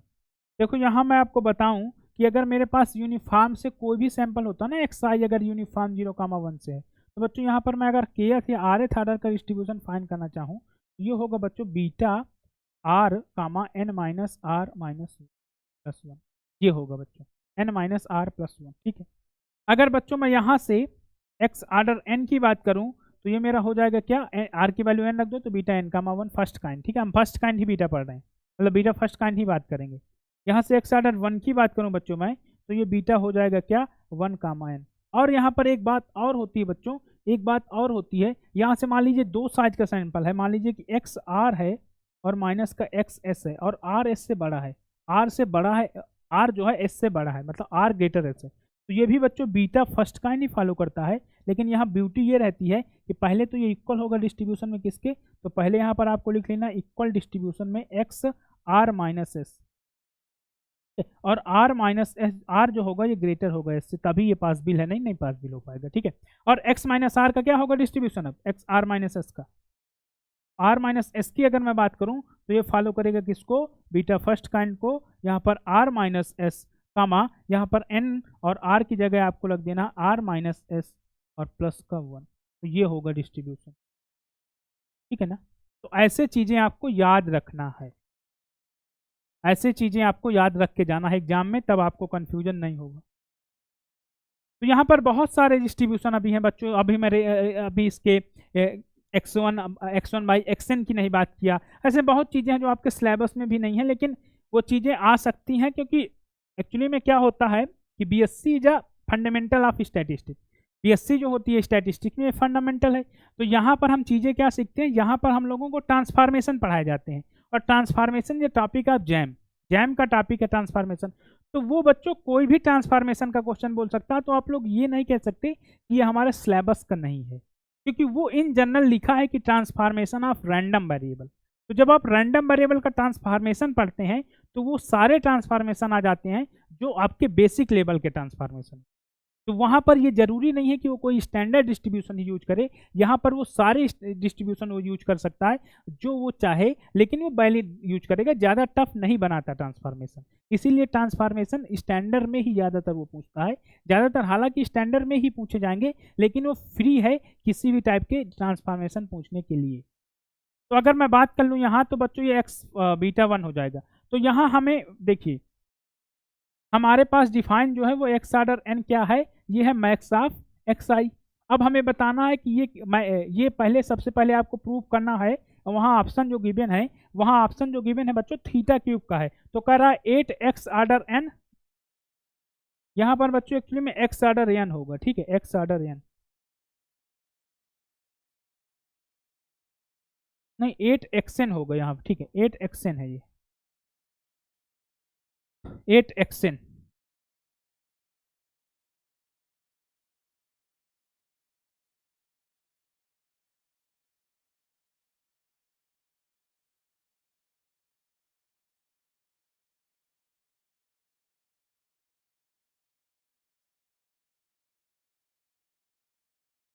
तो 8 एक्सएन क्यूब, ठीक है, ठीक है, आ जाते हैं। तो पहले बात बच्चों एक्सएन तो आपका नहीं होगा, एक्सएन क्यूब किसी हालत में, ये तो आपको समझ में आ रहा होगा। जैसे अगर मैं बात करूं तो पहले एक्स ऑर्डर एन की बात समझ लो। तो हम अगर कंसिस्टेंट चेक करना है तो कंसिस्टेंसी के लिए हम लोग क्या करते हैं, हमको चाहिए कि एक्सपेक्टेशन अगर मैं निकालूं एक्स ऑर्डर एन का, तो पहले ये बताइए एक्स ऑर्डर एन का अगर मैं एक्सपेक्टेशन फाइंड करूंगा तो ये limit N times to infinite पे आपका क्या होना चाहिए, ये आपका क्या होना चाहिए, थीटा होना चाहिए। तो बच्चों एक्सपेक्टेशन एक्स ऑर्डर एन जो आएगा ये आएगा आपका n upon n plus 1 theta, इस केस में ये थीटा आएगा, ये n upon n plus 1। Similar अगर मैं वेरिएंस यहाँ फाइंड करूँ, यहाँ अगर मैं variance of x order n find करूँगा तो ये आपका क्या आएगा,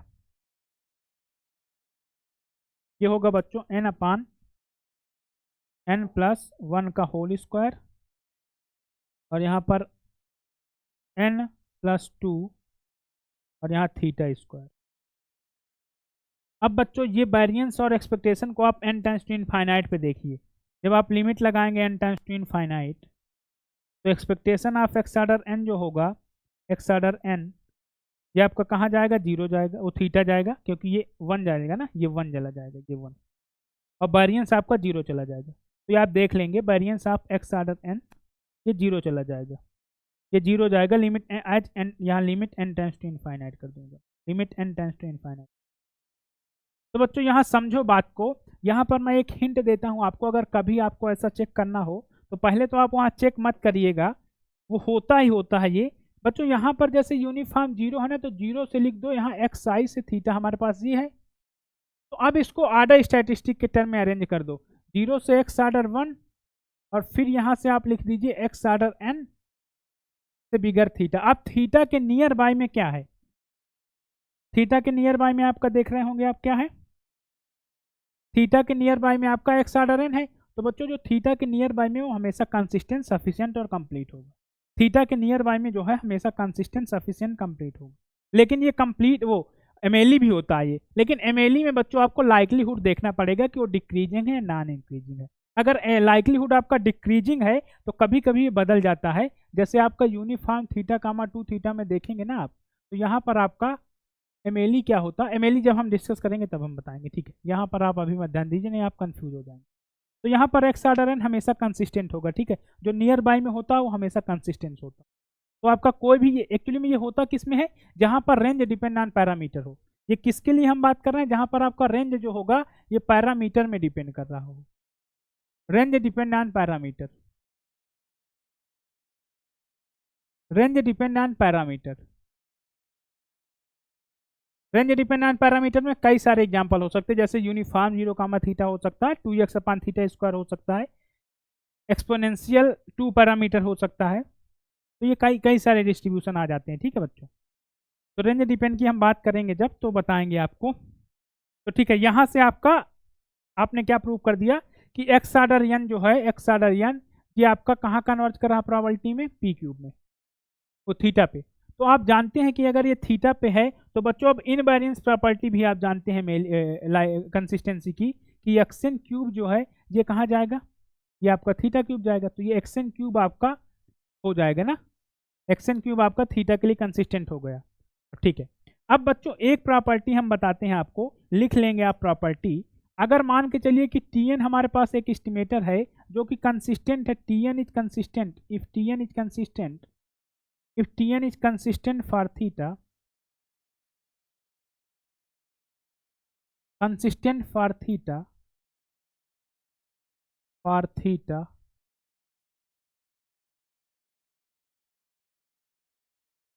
then बच्चों अगर मैं कोई एस्टिमेटर ले लेता हूं an Tn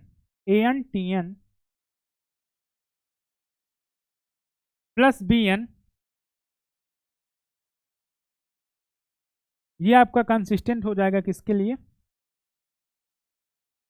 is also consistent for theta, consistent for theta if and only if. अब इफ एंड ओनली इफ समझिएगा, limit n tends to infinite, an आपका जो हो an ये आपका 1 जाए, ये 1 आना चाहिए, ये टेंस टू 1 कर दो।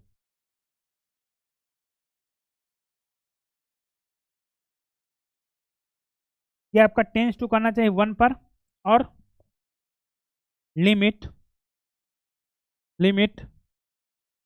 n टेंस टू इनफाइनाइट पे बच्चों bn जो हो, हमारा bn जो सीक्वेंस है ना, bn सीक्वेंस ये आपका कहाँ जाना चाहिए, 0 पे, ठीक है ना। तो ये आपका हमेशा Tn भी, ये an Tn प्लस bn भी कंसिस्टेंट हो। तो ये आपका रिजल्ट है, ये आपको लिख लेना है, ठीक है। ये आपका रिजल्ट है, ये आपको लिख लेना है, ये आपका रिजल्ट है, ठीक है। तो आप देख लो ये रिजल्ट लगा के कुछ हो रहा है क्या, जैसे आप ये रिजल्ट लगाएंगे तो यहाँ पर आप देख रहे होंगे बच्चों डी पार्ट आपका रिजल्ट से प्रूफ हो जाएगा। क्यों, क्योंकि डी पार्ट में आप लिखेंगे एक्स एन एक्स। अगर मैं डी पार्ट को यहाँ बताऊँ डिटेल पे आपको, यहाँ पर तो देखिएगा, समझिएगा। अगर मैं डी पार्ट लिख रहा हूँ ना, तो डी पार्ट में लिखूंगा, डी पार्ट मेरा है एन, डी पार्ट मेरा है बच्चों n x order n cube plus 1 divide by n plus 1। तो बच्चों अगर मैं इसको अलग अलग कर दूं, n x order n cube divide by n plus 1 by n plus 1 कर दूं, तो बच्चों अगर मैं इसको ए एन मान लूँ, अब ए एन यहाँ पर क्या है, यहाँ पर देखिएगा ए एन अगर मैं आपसे पूछूं तो आप बोलेंगे ए एन है sir N upon n plus 1, और यहाँ मैं आपसे पूछूं बी एन, तो बी एन आप बोलेंगे 1 अपान एन। तो आप अब लिमिट लीजिए दोनों में, मैं आपसे पूछूंगा limit N tends to infinite a n कहाँ जाएगा, तो आप बोलेंगे sir limit N tends to infinite पे ए एन 1 है, क्योंकि आप जब इसकी लिमिट फाइंड करेंगे एन अपान एन प्लस 1 की, तो आपका ये 1 तो 1 ही आएगा ना, चाहे एल हॉस्पिटल लगा लीजिए चाहे एन कॉमन ले लीजिए, तो 1 ही आएगा। जैसे आप लिमिट फाइंड करेंगे किसकी, n tends to infinite bn की, तो ये आपका क्या है 1/n+1, तो ये आपका क्या आएगा 1 आएगा, ओ सॉरी 0 आएगा, ये क्या आएगा 0 आएगा। तो बच्चों ये 1 आया 0 आया, मतलब ये भी आपका कंसिस्टेंट हो गया पीछे वाली थ्योरम से, ये भी कन्वर्ज कहाँ कर गया थीटा क्यूब, तो ये भी ट्रू।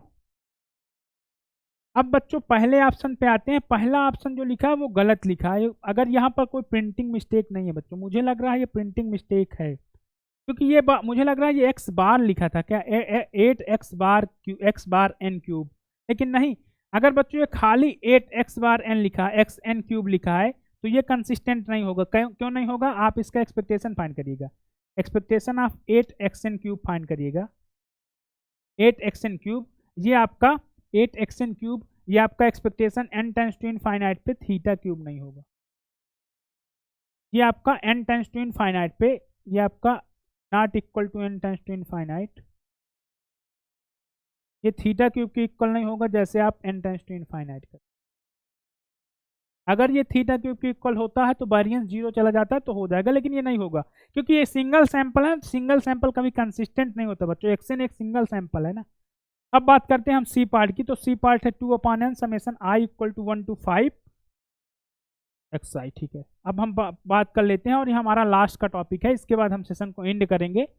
ये हमारा लास्ट का क्वेश्चन है, ये लास्ट हमारा ऑप्शन है, इसके बाद हम सेशन एंड करेंगे। तो यहाँ पर बच्चों हमारा है 2/n, और यहाँ है summation i = 5 to n xi³ xi whole. अगर बच्चों मैं इसको नीचे वाले को अगर मैं x बार के टर्म में लिखना चाहूँ तो आप देखेंगे यहाँ मेरा 2/n जो लिखा है यहाँ समेशन का क्या है, i = 5 to n xi। तो यहाँ पर अगर मैं इसको देखूँ तो इस सीरीज में कितने टर्म हैं आपसे मैं पूछूं, तो आप बोलेंगे सर किसी भी सीरीज में अगर मुझे टर्म फाइंड करना होता है तो ऊपर वाले से नीचे वाले को माइनस करो प्लस ऐड कर दो 1। अगर मुझे मान के चलिए कि i = यहाँ सीरीज फाइंड करना है n1 से n2 तक, इसमें कितने टर्म हैं, तो मैं क्या करता हूँ n1 से n2 से n1 को माइनस करो प्लस का 1 ऐड कर दो, इतने टर्म है बच्चों इस सीरीज में। अगर मुझे फाइंड करना है इसमें टर्म कितने हैं, तो यहाँ पर अगर मुझे टर्म फाइंड करना है तो यहाँ पर 5 - n-5 + 1 मतलब n-4 टर्म है इस सीरीज में। कितने टर्म है n-4, तो यहाँ पर अगर मैं n-4 से डिवाइड कर दूँ और यहाँ पर n-4 से मल्टीप्लाई कर लूँ और यहाँ 2/n कर दूँ तो कोई दिक्कत नहीं। और यहाँ पर ये क्या हो जाएगा बच्चों, i = 5 to n xi। तो बच्चों ये ऊपर वाला क्या आ गया 2n-4 / n, और ये क्या हो गया बच्चों 1/n-4, और ये हो गया समेशन का i = 5 से। अब मैं बच्चों जो रिजल्ट लिखवाने जा रहा हूँ वो इम्पॉर्टेंट है आपके लिए, वो इम्पॉर्टेंट है, ठीक है। अभी हम इसी की बात कर रहे हैं, क्यूब वाला हम बाद में बता देंगे। अब देखो रिजल्ट समझ लेना बच्चों, WLN बोलता है आपका बी क्लास लार्ज नंबर बोलता है कि x बार जो होगा ये हमेशा कंसिस्टेंट होगा किसके लिए, एक्सपेक्टेशन ऑफ x1 के लिए। और बच्चों और क्या n-a या n-r मैं कह दूं n-r x बार, n-r x बार या n-r i = 1 to n xi, ये भी बच्चों हमेशा कन्वर्ज करेगा प्रोबेबिलिटी में एक्सपेक्टेशन ऑफ x1। यहाँ पर सिवाय r आपका जो हो r से बड़ा हो n, r से बड़ा हो n, r से बड़ा हो n, मतलब r जो हो n से छोटा हो, r आपका n से छोटा हो। तो अगर मैं n ले लेता हूँ 10, r अगर मैं लिखता हूँ 8 2 8 2 5 कुछ भी, तो आपका होगा, ठीक है ना, आपका होगा। तो यहाँ पर आप देख रहे होंगे अगर मैं इसको लिखना चाहूँ बच्चों तो ये मैं पहले बात तो ये मेरा एक तरफ से एक्सपेक्टेशन आप क्या है x बार ही है ना, क्योंकि n-4 टर्म को आप ऐड किए हैं और n-4 से डिवाइड किए हैं, तो आपका ये कंसिस्टेंट हो जाएगा। क्या ये आपका कंसिस्टेंट हो जाएगा थीटा के लिए। अगर फिर भी आपको नहीं समझ में आ रहा कि सर कैसे थ्योरम लगाए, तो बच्चों कुछ नहीं करना, कंसिस्टेंसी बहुत इजी टॉपिक होता है। आपका थीटा क्यूब हो जाएगा, प्रोबेबिलिटी कन्वर्ट कर जाएगी कहाँ, थीटा ये वाली थ्योरम से, ठीक है, WLN लगा के। ये तो बोलता है बी क्लास लार्ज नंबर, तो इसको ये भी नीचे वाला भी बी क्लास लार्ज नंबर है, लेकिन यहाँ थोड़ा सा कन्वर्सेशन लगेगा, वो थोड़ा सा यहाँ पर आपको कन्वर्ट करना पड़ेगा। तो बच्चों अगर ये नहीं समझ में आ रहा कैसे कन्वर्ट कर रहा थीटा पे, तो बच्चों यहाँ पर सिंपल से जब कंसिस्टेंसी कुछ ना समझ में आए तो वहाँ एस्टिमेटर का वेरिएंस और एक्सपेक्टेशन फाइंड करो और उसको n टाइम्स टू इनफाइनाइट ले जाओ और वहाँ पर देख लो पैरामीटर एक्सपेक्टेशन जो है वो पैरामीटर के इक्वल है कि नहीं। अगर इक्वल है और वेरिएंस 0 है तो कंसिस्टेंट है। सिंपल सा कंसिस्टेंट का लॉजिक यही है। जब कुछ ना समझ में आए, पहले बात तो ये सारी थ्योरम से होते हैं, आपके उसमें थ्योरम से ज़्यादा नहीं आएंगे, लेकिन आपका माइंड जो है वो इतना मैच्योर है नहीं कि हम थ्योरम कैसे अप्लाई करें। तो आपके लिए मैं सिंपल सा बताता हूँ, किसी भी एस्टिमेटर का आपको limit n times to infinite पे वेरिएंस वो पहले तो मीन फाइंड करना है Tn का। Tn मान लो कोई एस्टिमेटर है, अगर ये मान लो थीटा के लिए कंसिस्टेंट चेक करना है, तो अगर ये थीटा आ जा रहा है और वेरिएंस आपका 0 हो जा रहा है, n टाइम्स टू इनफाइनाइट पे आपका वेरिएंस ऑफ Tn जो है ये 0 हो जा रहा है, तो बच्चों ये कंसिस्टेंट होगा। सिंपल सा लॉजिक लगाना है ये। अगर कुछ नहीं समझ में आ रहा, अगर थ्योरम अप्लाई कर ले रहे हैं तो बहुत बढ़िया, थ्योरम अप्लाई कर ले रहे हैं तो बहुत बढ़िया। तो ये थीटा क्यूब के लिए कंसिस्टेंट हो जाएगा। ये वाला टर्म अगर आप देखेंगे तो ये लिमिट में कहाँ जाएगा, 1 जाएगा। चेक करिए इसकी limit, limit n times to infinite पे आप जब चेक करेंगे क्या, 2n-4 डिवाइड बाई n, तो इसका लिमिट क्या आएगा, इसका लिमिट आपका 2 आएगा ना, एक्चुअली में इसका लिमिट 2 आएगा। ठीक है, ये 2 आया।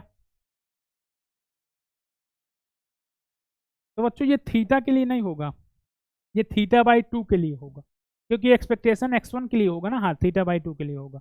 ये बच्चों एक्सपेक्टेशन x1 के लिए होगा ना, x1 के लिए x बार एक तरह से। तो ये आपका हमेशा एक्सपेक्टेशन ऑफ x1 के लिए x बार होगा ना, x बार टाइप का रैंडम वेरिएबल, मतलब x बार ही लिखा है एक तरह से। तो x बार आपका एक्सपेक्टेशन ऑफ x1 के लिए होगा ना, तो ये थीटा बाई 2 के लिए होगा।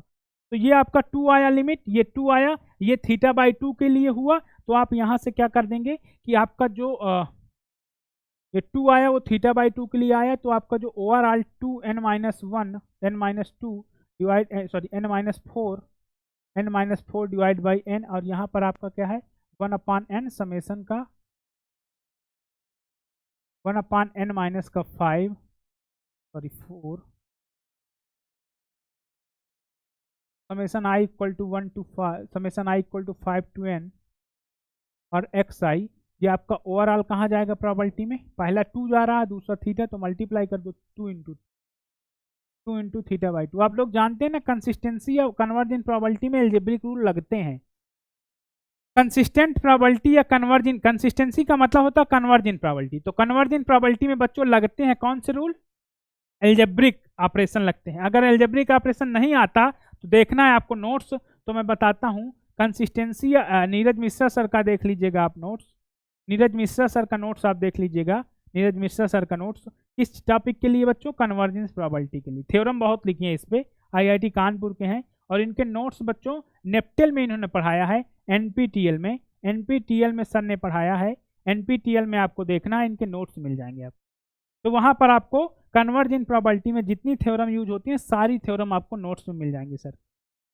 तो बच्चों ये थीटा के लिए हो गया। तो आपका जब ये थीटा के लिए हो गया तो आप इसको सिंप्लीफाई कर लो, तो ये 2/n आपका किसके लिए हो गया, summation i equal to 5 to n xi। ये आपका किसके लिए होगा कन्वर्ट, थीटा के लिए। तो अब इनवेरिएंस प्रॉपर्टी, क्या by invariance property, by invariance property अगर आप इनवेरिएंस लगा देते हैं बच्चों बाय इनवेरिएंस, तो आपका ये किसके लिए हो जाएगा, 2/n जो हो जाएगा summation i equal to 5 to n xi का क्यूब आपका किसके लिए हो जाएगा, थीटा क्यूब। तो यहाँ पर बच्चों कौन सा ऑप्शन ट्रू होगा, बी सी डी। ए नहीं ट्रू होगा, ए नहीं ट्रू होगा, B C D is your answer. क्या हो जाएगा, B C D is your answer. B और सी और डी आंसर हो जाएगा, बी भी सही है, सी भी सही है, डी भी सही, सी भी सही है। ठीक है, तो B C D is your answer. और ये क्वेश्चन लास्ट क्वेश्चन था, बाकी हम अगला सेशन में अगले क्वेश्चन इंपॉर्टेंट जो डिस्कस करेंगे। तब तक के लिए आप लोग आते हैं हम अपने होमवर्क पे। तो होमवर्क में मैंने आपको क्या दिया, होमवर्क में आपको पहले तो होमवर्क में बच्चों आपका है, होमवर्क में पहले तो आपका होमवर्क है, पहले तो आपका होमवर्क है बच्चों। होमवर्क में आपको करना क्या है, होमवर्क में सबसे पहले आपको जो मैंने वेरिएंस एस का लिखा है ना, जर्नल फार्मूला लिखा है जो वेरिएंस ऑफ एस स्क्वायर का, वहाँ पर आपको चेक करना है नॉर्मल के लिए। देखिए आप मैंने जो लिखवाया है वो मैं सही लिखवाया हूँ या आप एक बार आप चेक करिए नॉर्मल के लिए, देखिए ये ट्रू आएगा नॉर्मल के लिए। इसके बाद बच्चों हो आपको कंसिस्टेंसी की थ्योरम पढ़नी है, कंसिस्टेंसी की थ्योरम आपको पढ़नी है कन्वर्जेंट प्रोबेबिलिटी की, मतलब ऑपरेशन एल्जेब्रिक ऑपरेशन पढ़ना कन्वर्जेंस इन प्रोबेबिलिटी का। बाकी PYQ सॉल्व करते जाइए, इंजॉय करते जाइए, और जितना PYQ सॉल्व करेंगे उतना ही कॉन्सेप्ट क्लियर होगा।